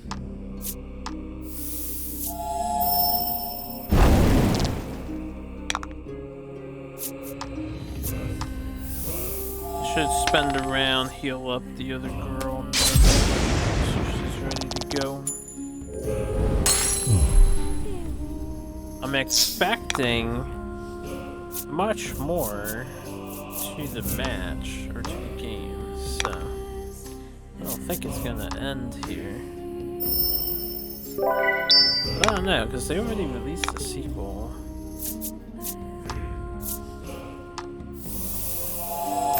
That was like a 1 year turnaround, so I'm not sure how this is gonna end. And 45 HP heal, that's pretty crazy.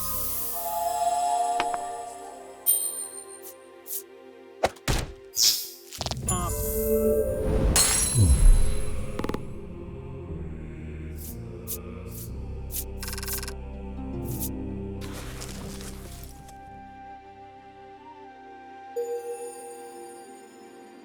Iron tortoise.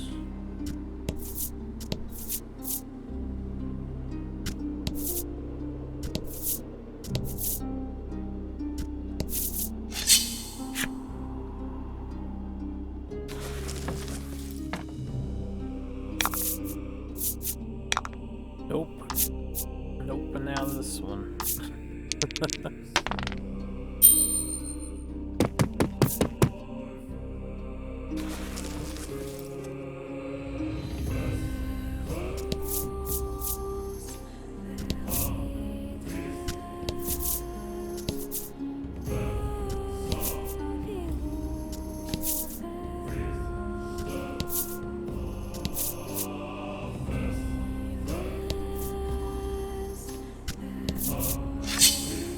This dragon.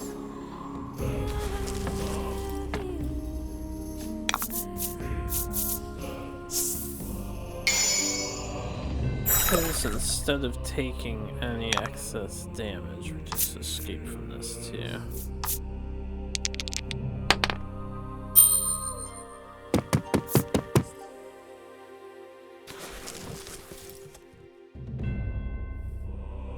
Hello, Mr. Dragon. Mind if I just finish unraveling the rest of your cards? You have finally arrived. Before you stands the dragon you have been searching for. More assassins, the dragon sighs weakly. Whether or not the beast is weak, you care not. You muster up your courage and shout, "Prepare yourself, you big lizard." What a classic zinger from our hero. But the dragon's roar sends your bravery flying with the wind. Your legs tremble in fear. But no matter how scared you are, the dragon will not wait.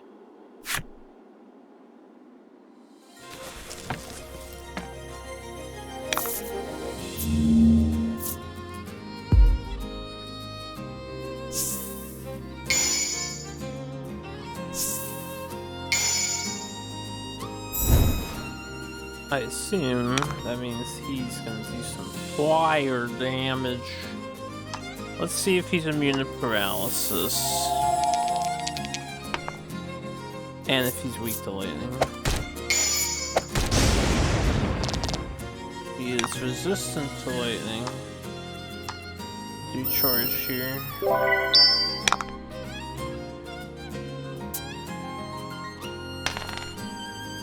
Ah.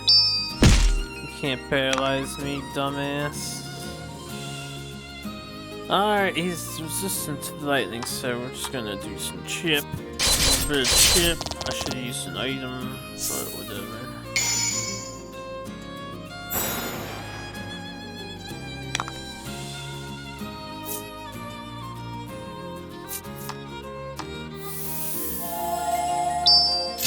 I'm gonna prep for some fat deeps. We'll see if we can freeze the guy.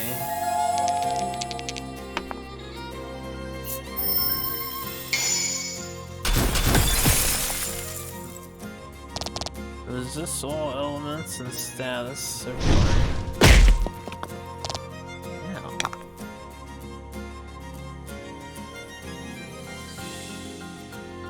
What do we got here?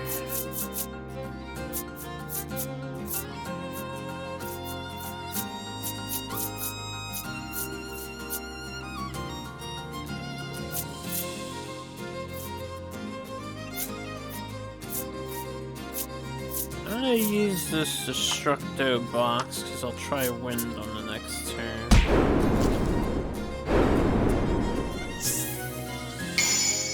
Damn. If only it was wind. I'm just gonna do a quick shot here.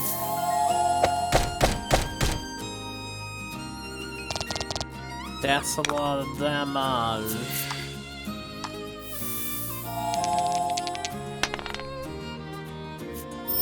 Sick.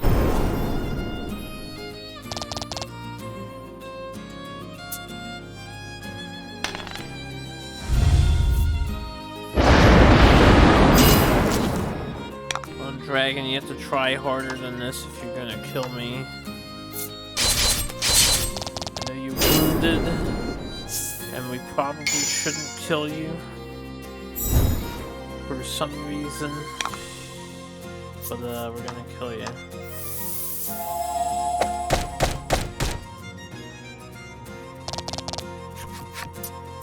"We shall strike you down," you exclaim, slashing out while cheering on your comrades.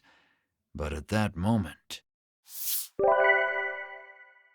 Is this guy? Vince appears. Its wounds healed, the dragon looks more lively than before. "You, too, would be troubled without this dragon," he says, standing in your way. Stop spouting nonsense, the normally collected Melanie shouts. It seems Melanie has lost her composure before her mother's killer. She unleashes a fireball imbued with her hatred.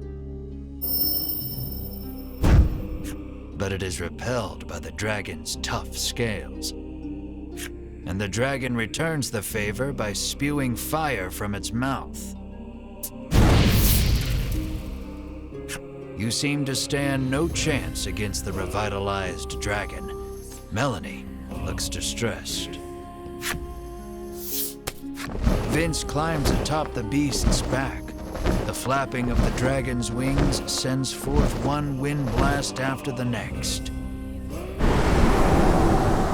Stay out of this, Vince commands, then flies off toward the western sea. I don't love when they don't explain anything.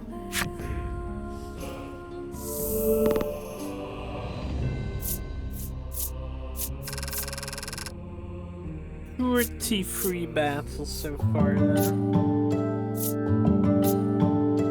Just having a grand old little adventure.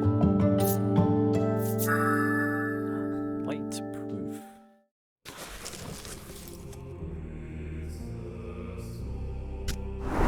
Haven't seen an enemy use a light skill yet. You worry for Melanie, who has been burnt badly by the dragon's fire. I can't get up, she whispers weakly. Drink this, Bruno instructs, offering her a small bottle. It will help you regain your strength. Look at that bottle. Bruno claims he drinks it every day. It is a recipe from his father, that of a custom supplement. You could take it in quick. If anything, I should take it. Make her drink it already, you cry, your panicked expression urging Bruno to give Melanie the supplement. Melanie has a bad feeling about it, but downs it all in a single gulp. And suddenly regains her strength. At ease with her recovery, you descend the tower. The ocean spreads out before you to the west, whither the dragon went. Return to Shoreland in search of a boat to pursue the dragon.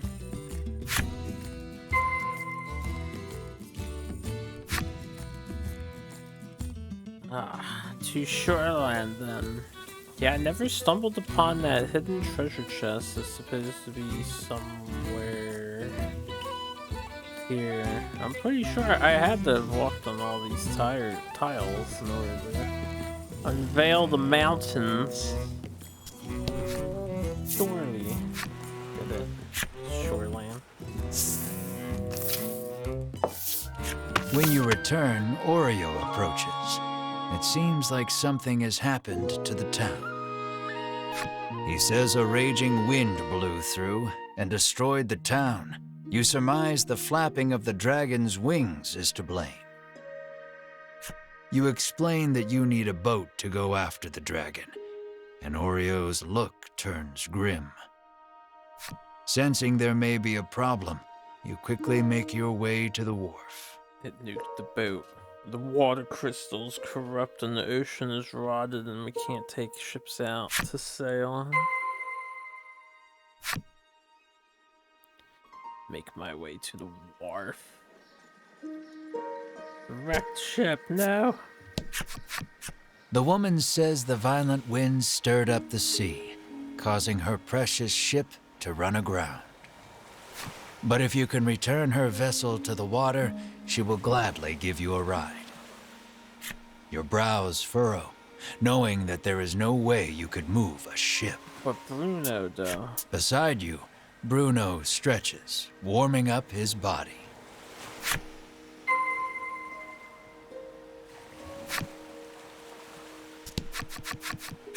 After striking a fantastic pose to show off his muscles, he charges straight at the boat. No matter how hard he pushes, though, the boat does not budge. No budging. It's pointless, you sigh. turning around when a muscle-bound Melanie stands before you. Now it's working, Bruno exclaims, unsurprised at the sight of Melanie.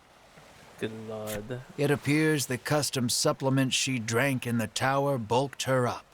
I don't know if she was wearing like a leather type of cloak, because it looks like it. That thing would tear. Let us combine our power, Bruno entreats Melanie. Her whole body racked with chills, Melanie screams out to the sky. You need Melanie's help to catch the dragon. You call out to her. You say to her, "Attaboy, girl." You turn your earnest eyes to her and say, please lend us your strength. I do want to pick the funny option, but I would never say that. But, unable to hold back at the sight of her impressive build, burst into laughter. But in the next instant, you receive a violent punch to the face and are sent flying. Hard really to just go. You hear your bones creak in a way you've never heard before. But afterward, the two muscle-bound forms work together and return the boat to sea. Where the hell was the other guy at? I will never be a beautiful bride like this, Melanie mutters sadly. You're wrong, Bruno exclaims. Those muscles are the most beautiful thing a bride could ever have. At any rate, you leave the port town and follow the dragon. Or our new vessel. Our new vessel. Melanie and Bruno's flip side story. In exchange for returning her boat to the sea, she says she will give you a ride. Her gaze settles on Melanie. You, my lady, are no ordinary woman, she remarks in awe. He's a wizard. A burly wizard. Despite the damage from the violent winds, he seems hopeful that the fish will return, now that the thunderous growls have stopped. Alright. What about you, lady? Anything else? And before I leave... A violent wind strong enough to send a ship flying. The night trembles in fear of the dragon's power. Yo, what up, brother? Whoops. We're going back outside.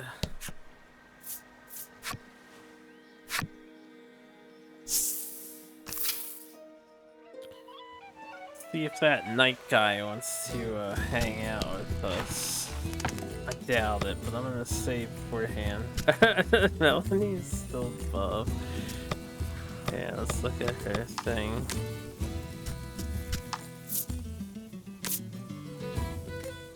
Dark Mage has power, superhuman power. She looks so unhappy now. Alright, we got yours too.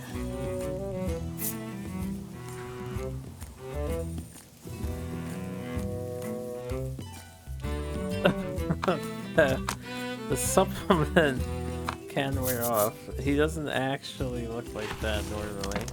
I gotta save.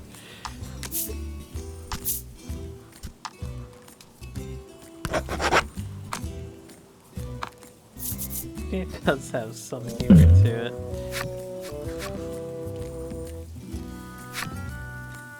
Fight me, you stalwart son of a bitch. Alright, I'll have to come back someday. When I'm ready. I'm not yet ready.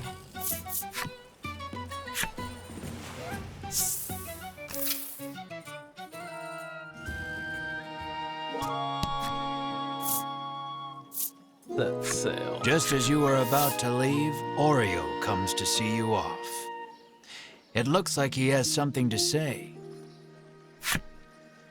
According to him, the dragon flew to the west, where there is an island called Mount Medica.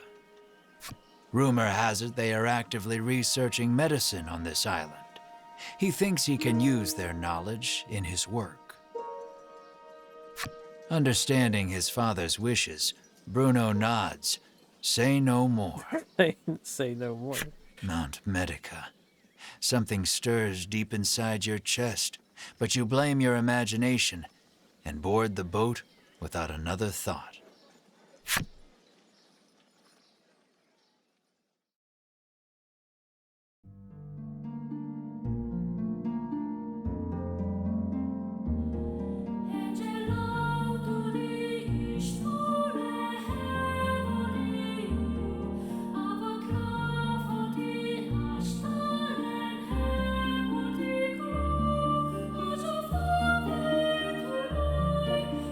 Keeping a muscle mage and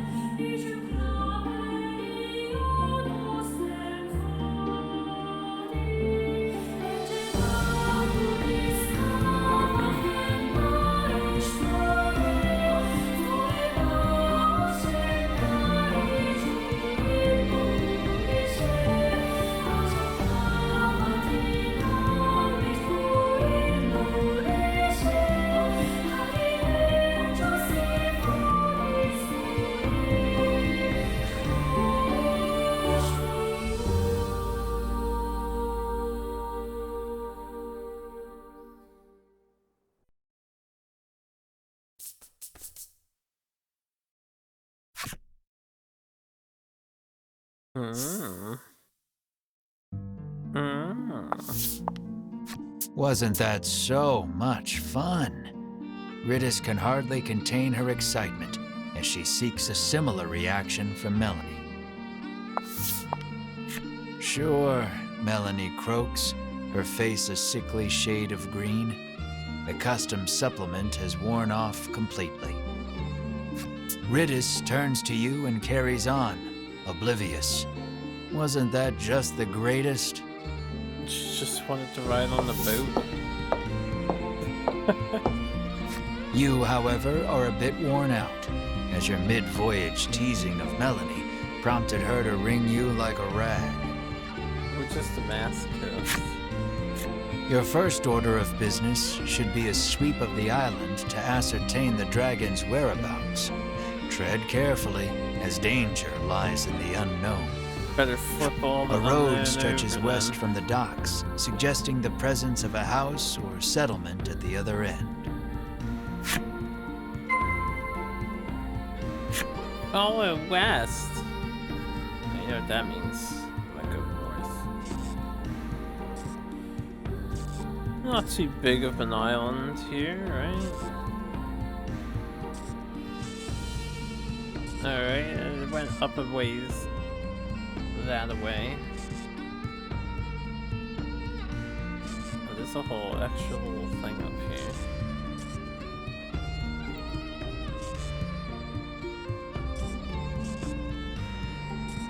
Let's I'll head to the town first so we can upgrade, I suppose.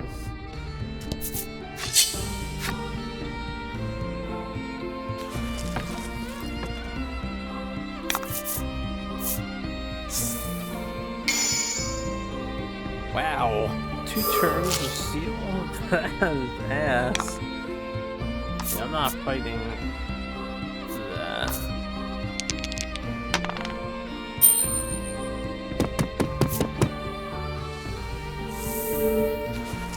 3 turns of steel. You take the lead, taking in the island's scenery. It all looks unsettlingly familiar to you. A white hot streak of pain shoots through your head, feeling as though your skull will split in two. You grab your head as if holding it together and drop to your knees. I'll never understand why this kind of thing is so popular story trope. The searing pain erases any hope of recalling the memory that felt primed to return to you. Damn it. Beads of sweat are pouring off you now as you struggle to keep your head in one piece. Drink this Bruno insists, offering you a bottle of headache curative. It's a good thing Buddha is with us. This man's got something for every situation. You greedily drink it down, desperate for relief. The pain begins to ebb, and you hurriedly resolve to press on. Yeah, let's just not question what was happening.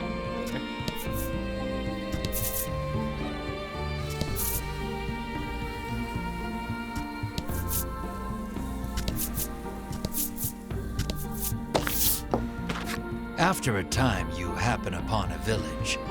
This place, you mutter unconsciously. Perhaps he is as anxious as you are about this place. You two okay? Melanie asks. You open your mouth to reply. Only to notice the ambush a moment too late. Repel the monster attack.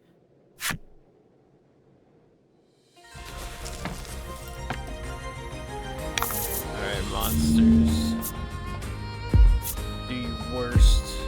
Okay, that's a big HP pool. Get 3 gems. Right off the bat, just like that. I'm gonna try to paralyze this guy here. Nice. And now we murder the bird.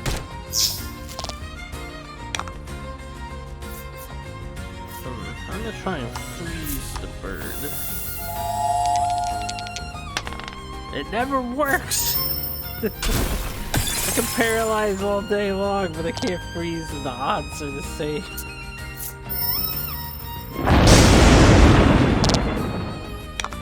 That was kind of sad to see.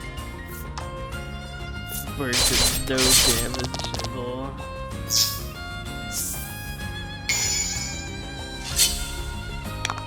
But yeah, I'm still gonna do that.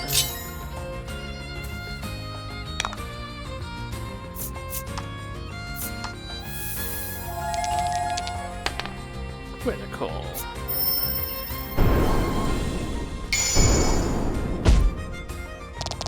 Oh? Oh. This guy's about to say you got lucky. Even though you were guaranteed to crit. Nice work. Nice work. Oh, again? Oh, this is gonna be delightful.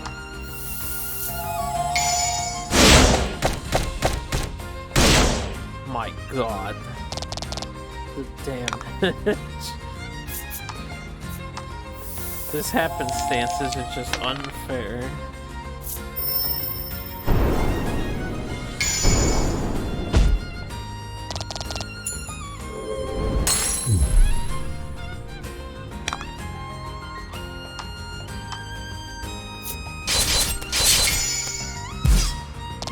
Back to back for the goal. Guaranteed.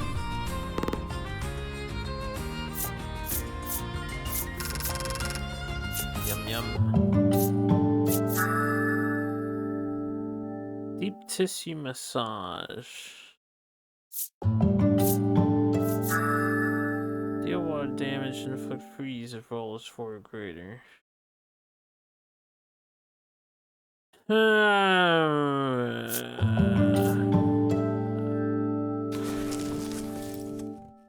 I think we don't equip that just because the track history of lightning working or paralysis working is just so good, and freeze doesn't work as often. Probably because freeze is technically better, right? Well, I guess not really. Freeze wears off on the head, but it does the double damage. You are accosted by a man the instant you set foot in the village. Medicine, please, he begs. His eyes are glazed over, and his general demeanor unsettling. Should he really have medicine? No.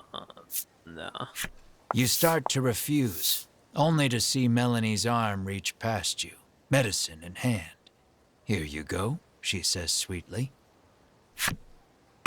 The man runs off to who knows where, making noises that can only be described as inhuman. You and the party resolve to continue exploring the village, despite the unsettling encounter that just occurred. Something is askew in this village. It would be best to proceed with caution until you can determine what is happening. Oh, no jump feature.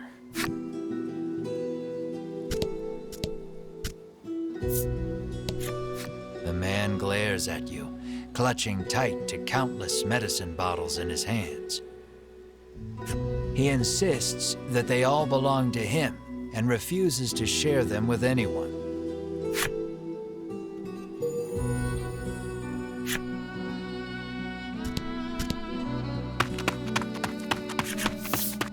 Another villager approaches you.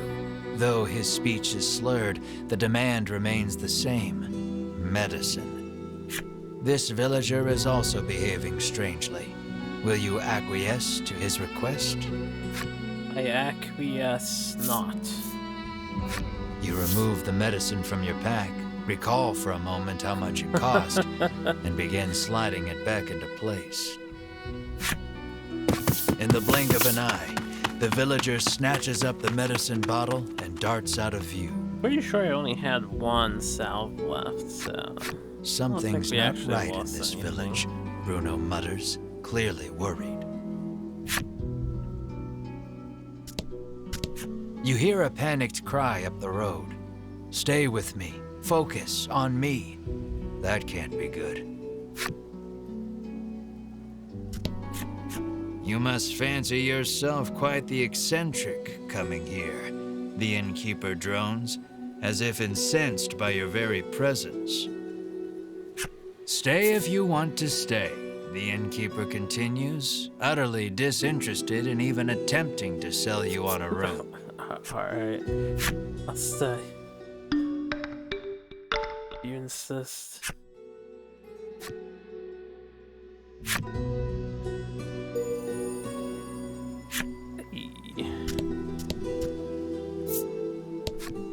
The old man sighs, saying he lost both his son and grandson to the medicine. Not wanting to be the only one left behind, he lifts the bottle in his hand to his lips and gulps it down.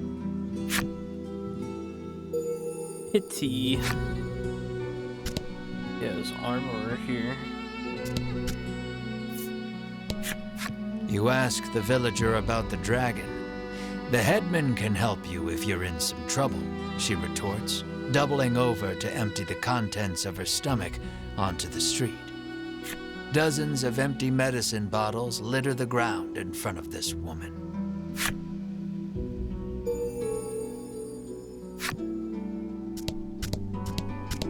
There isn't a soul about. The house is surely abandoned. Well, I guess that's that. Must be abandoned then. Meanwhile, this lady is fine.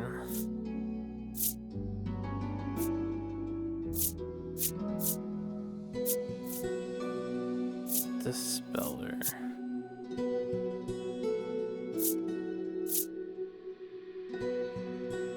That one protectorant that we had did come in handy in that one instance, but will I really need another one?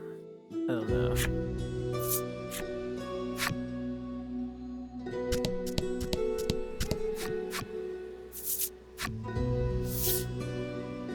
Greetings, stranger. Evil's Bane. Defense goes up by 1. I have 1,500 bucks. 3, 4, 6, 8, 10. I may as well just upgrade everybody, right? I'm not going to upgrade Bruno. He can actually wear this, so he can wear armor.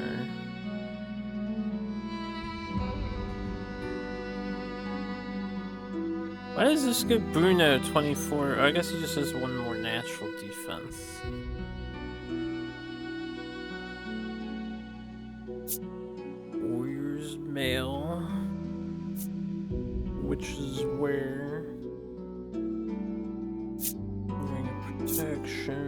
Fire, stay, water, lightning, poison, all the usual rings. Well, let's definitely buy this.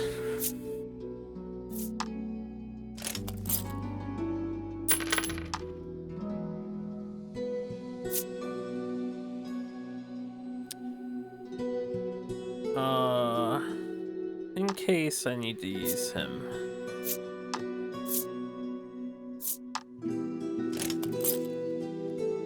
Buy at least that. Definitely buy this.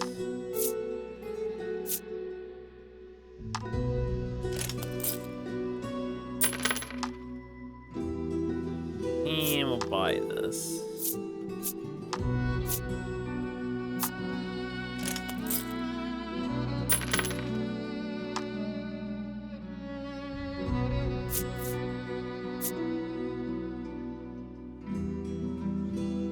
In case I have to use the guy, I'm gonna give this to...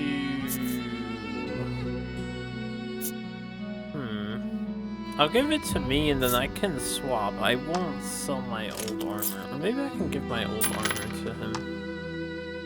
That would work. And then I'm gonna buy the witch's wear for...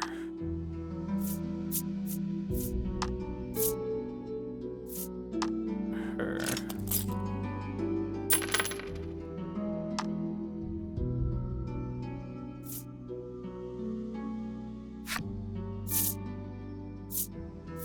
Alright, sell the old stuff, except for the one armor. Sell these. Sell these. Sell these. Sell these. Crossmail, I'll try and give to the guy. Fairy dress. And sell. And we'll keep the curse ring.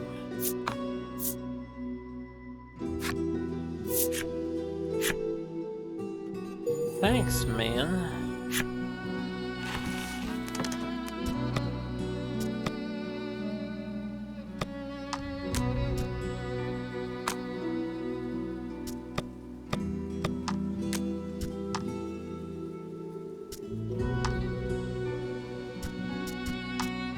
Can wear the cross mail. Very good.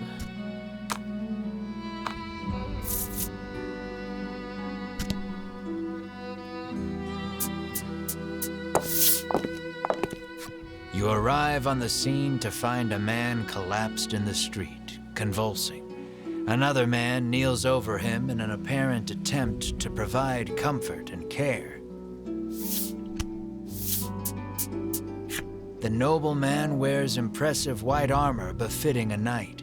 He continues talking to the fallen man as he provides emergency care. Seeing the knight's devotion makes you feel a bit like a putz for doing nothing. I don't know, man.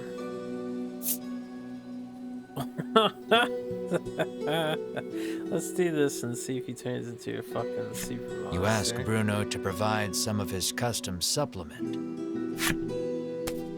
He furrows his brow and solemnly shakes his head.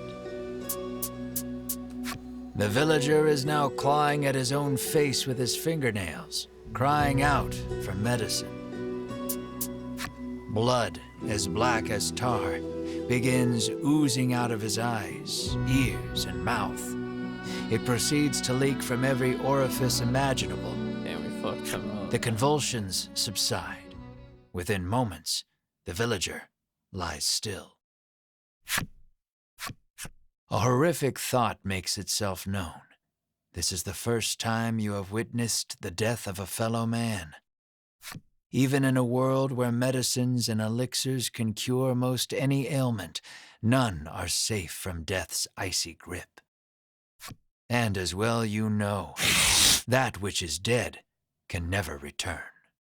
It's a legacy card game, board game. They tore the card. Your mind goes blank, You drop to your knees in shock. Kid's so Melanie mean. clamps her hand to her mouth, stifling a scream. Riddis shakes uncontrollably. The knight hangs his head. Bruno nervously asks, "What are you doing here?" The knight's name is Sherwin. He identifies himself as a member of the Ivory Order. His travels brought him to this village where he has been caring for the ailing residents. His face contorts in disgust. If not for these foul drugs, they would be healed. He spits and takes his leave. Bruno gazes upon the villager's corpse with a look of apparent realization.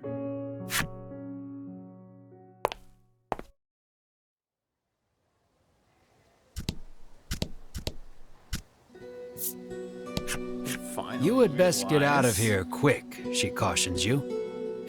If you stay here, then you too will, she begins, then suddenly starts cackling. Too late, lady. I already stayed here.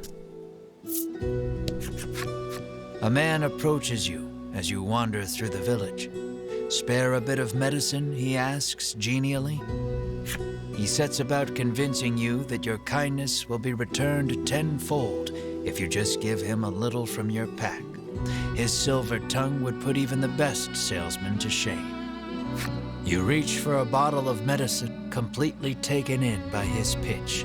Bruno stills your hand. I wouldn't do that if I were you. Nah, fuck him. I really shouldn't, you yelp over your shoulder, already walking away at a brisk pace. You continue wandering the village streets, only to be accosted by the man once more. It seems he will follow you to the ends of the earth.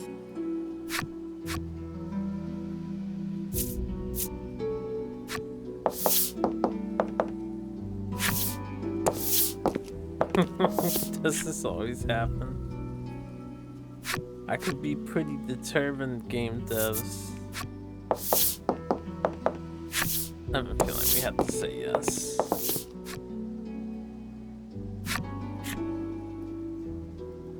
If it was me, he would get a gut punch, and then we'd be done with it. Okay. Fine. Why do you want it so badly, you ask, affording him another opening. He gladly takes it. He first came in contact with it as a child. His parents paid him no mind.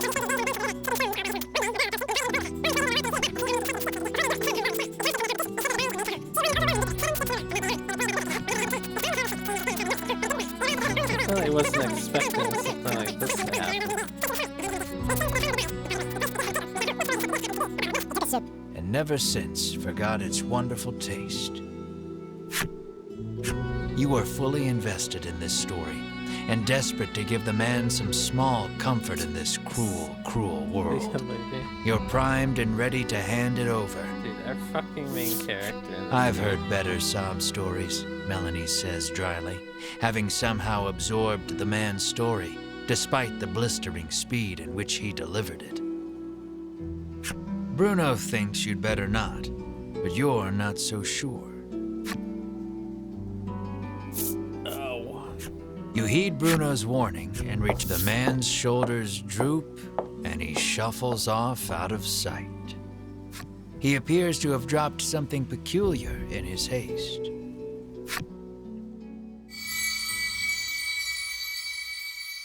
Card number 8A.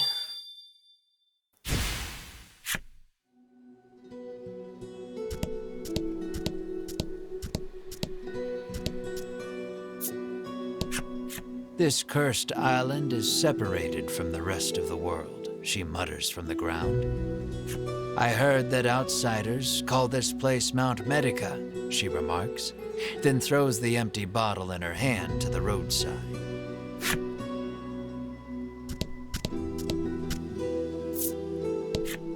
You hail the villager, only to receive a blunt, "Go bother the village headman with your chatter," in return. The villager turns to face the wall once more and smacks his head against it repeatedly. His forehead is soon covered in blood.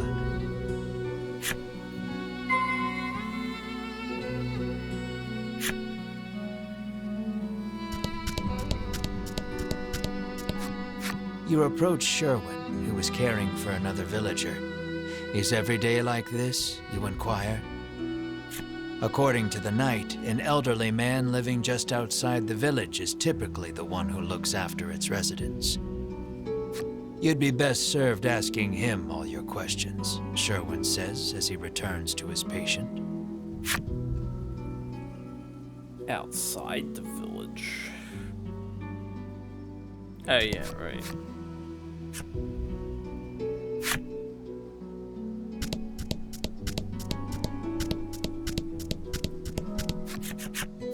You knock lightly on the door.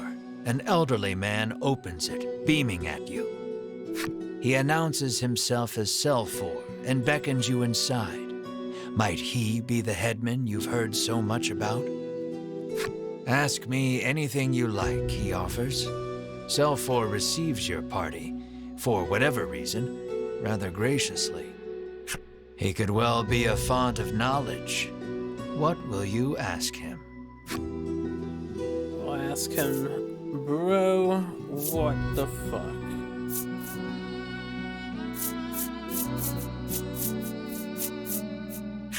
You ask if he is the one in charge of the village. It's true that the villagers call him their headman, but I feel compelled to correct the record and state that my official title is overseer.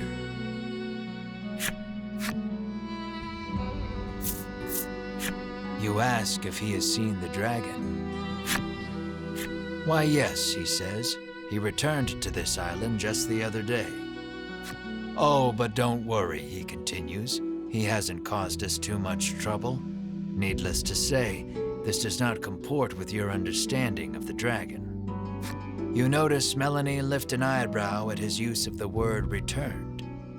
At any rate, the dragon's presence on the island is confirmed.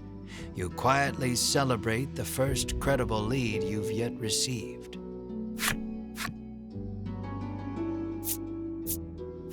You make mention of the village's eccentricities. Selfor informs you that the island indeed suffers from an extreme shortage of medicine. He apologizes for the villagers' incivility. Consider it the price to pay for making the world a better place, he adds nonsensically. Your questions satisfactorily answered, you thank Selfor and turn to leave. He asks you to stop. We have yet to discuss the terms of your living here, he declares.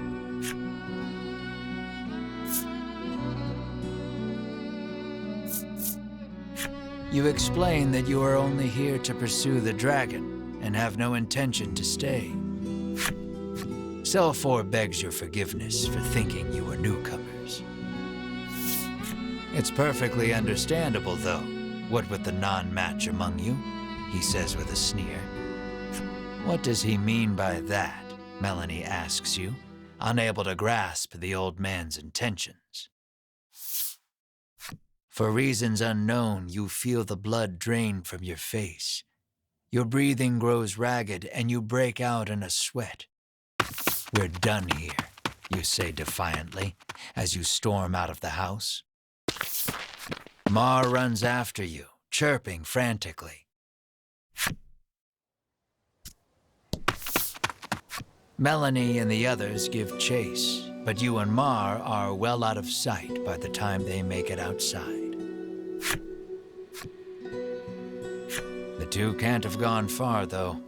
It may be best to first search the village. My healers. I can no longer open menu.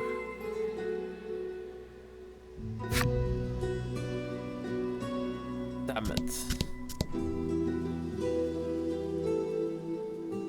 Oh, we're just over here. This guy guys over here, though. Sherwin is still tending to the villagers' needs. Melanie explains the sudden disappearance of her allies. They ran down the road leading west, Sherwin says calmly. Bum, bum, bum. I see no reason to re-speak to anybody else. Melanie and company find you standing in front of a house. She can't quite make it out, but it sounds as though you're saying to Mar, "This place." Melanie calls out to you, prompting you to blurt out, sorry, just had a bad stomach ache back there," in your characteristically glib manner.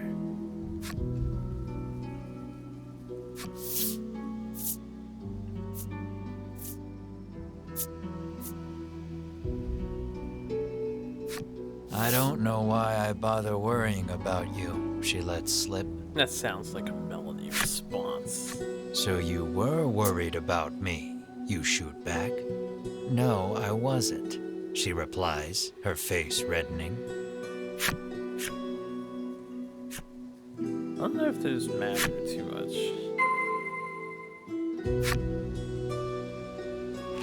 I can open the menu again. I was gonna just swap the Wonder Girl to have the healing spell instead if we were going to be without them for a while, but that wasn't the case. You spot a familiar-looking mage on the village streets. Winifred takes no notice of you and ducks into the apothecary. "So, the Ivory Order buys their medicine just like everybody else," you muse to yourself as you prick up your ears and listen carefully. Winifred and the apothecary speak in hushed tones. You'd guess it's an order for special medicine, but you can't make it out. Alas, she's just buying the usual stuff. Nothing remotely interesting about that. Though her presence suggests that other members of the Order might also be in town. With no desire to run into them, you make yourself scarce before she catches sight of you.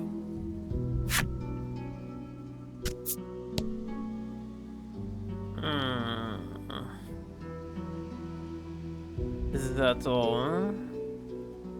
Oh, no, we got these two down here. You spy the very people you were hoping to avoid, gathered near the village gate. "The last thing we need is a confrontation," you mutter, spying them from the shadows. "Why are we always hiding?" Melanie hisses under her breath.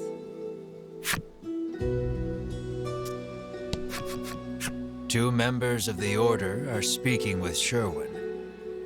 Given how deferential they appear to be acting toward him, you hazard a guess that he's their superior.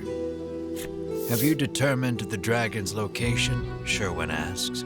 Hedwyn launches into his report. "The dragon appears to be occupying the volcano. I suggest we move to capture him immediately," he counsels. Now who should appear but Winifred, fresh from her shopping excursion. "Preparations for our journey into the volcano are complete," she reports, handing Sherwin a bottle of something. "Splendid." Sherwin walks off and out of sight, the other three following close behind.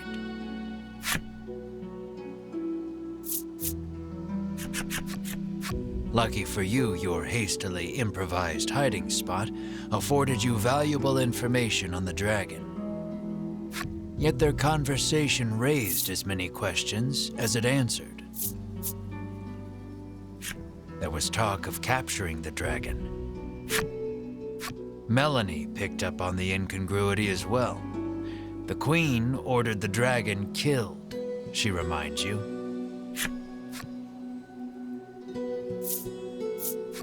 The medicine bottle Sherwin received is probably related to their journey into the volcano somehow. Bruno recalls seeing a bottle much like it once before. He says it contains flash freeze, which can chill most anything. Maybe that's what Winifred bought at the apothecary, Bruno continues.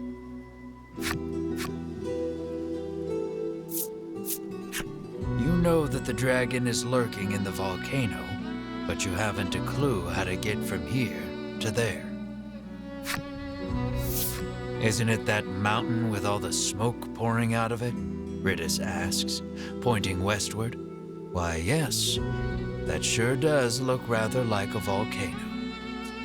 Thanks for helping the team with this. You narrow your eyes. You three have no right being this helpful, you think? Mar pinches your cheeks without warning. You yelp in pain, which at the very least crosses dreaming off the list of explanations. Returning to the matter at hand, it's clear what must be done. You'll have to get your hands on some flash freeze if you hope to enter the volcano. Gonna need to keep ourselves cool. Happen to have any flash freeze for sale? You cheerily ask the apothecary. She flashes a wry smile. How do you steady the roiling magma's flow? She asks cryptically. The meaning behind the question is utterly lost on you. She needs a password, Melanie mutters over your shoulder. The answer, then, would be the password. So, how do you steady the roiling magma's flow?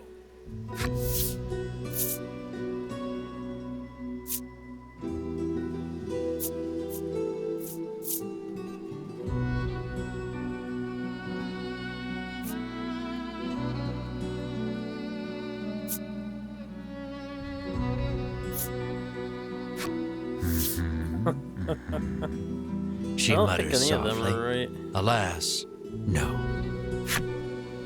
She pulls out her wares, but what you need is not among them.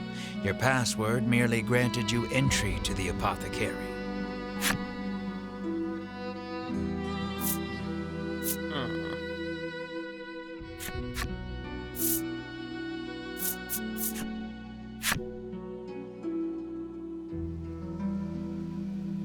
I'm gonna have to learn.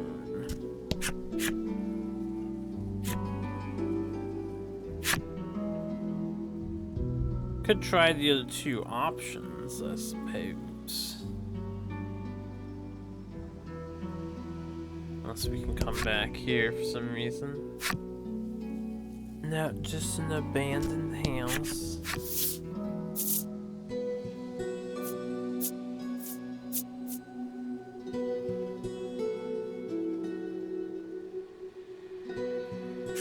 The old woman rolls her I didn't see the eyes, suddenly defeated looking bit. defeated. How did you know the answer? Did someone tell you? She mutters bitterly. Flash freeze.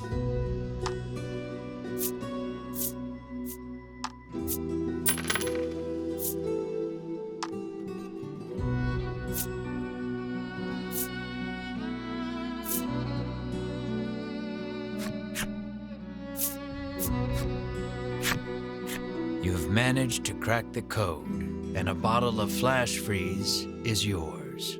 At last, you are ready to enter the volcano.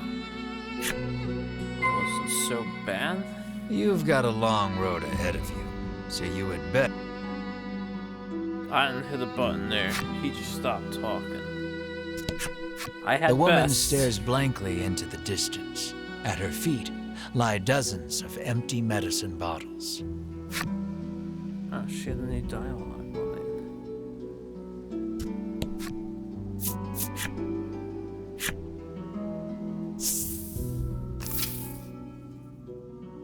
Village of the sick. Sick indeed.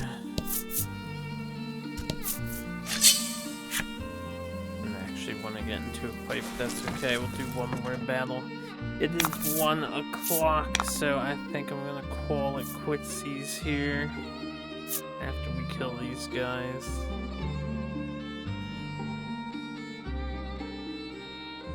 $28 on 13 is 15 each times 2 would be 30 damage. Not quite enough to kill.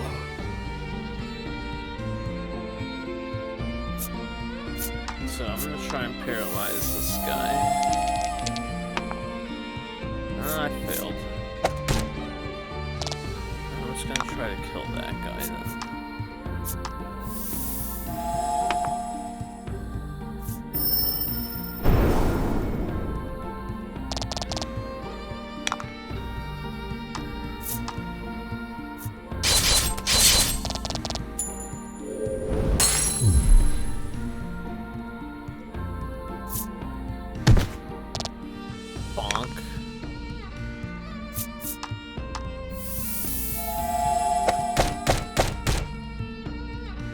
No matter how powerful we get, we do the same amount of damage. But to be fair, if we did any more damage than we already do, even though they have slightly more HP. Congrats.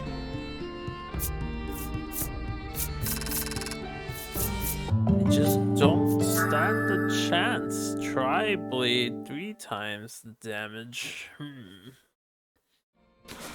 Do I bother using Tri-blade? Let's think, is there any situation where I need that? Not really. Right?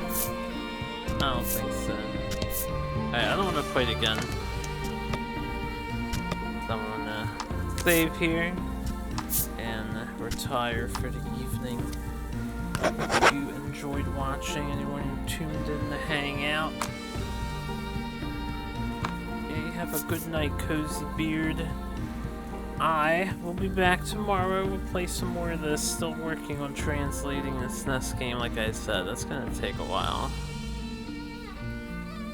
Not really translating it. I'm trying to actually learn some words so I can play the mini games.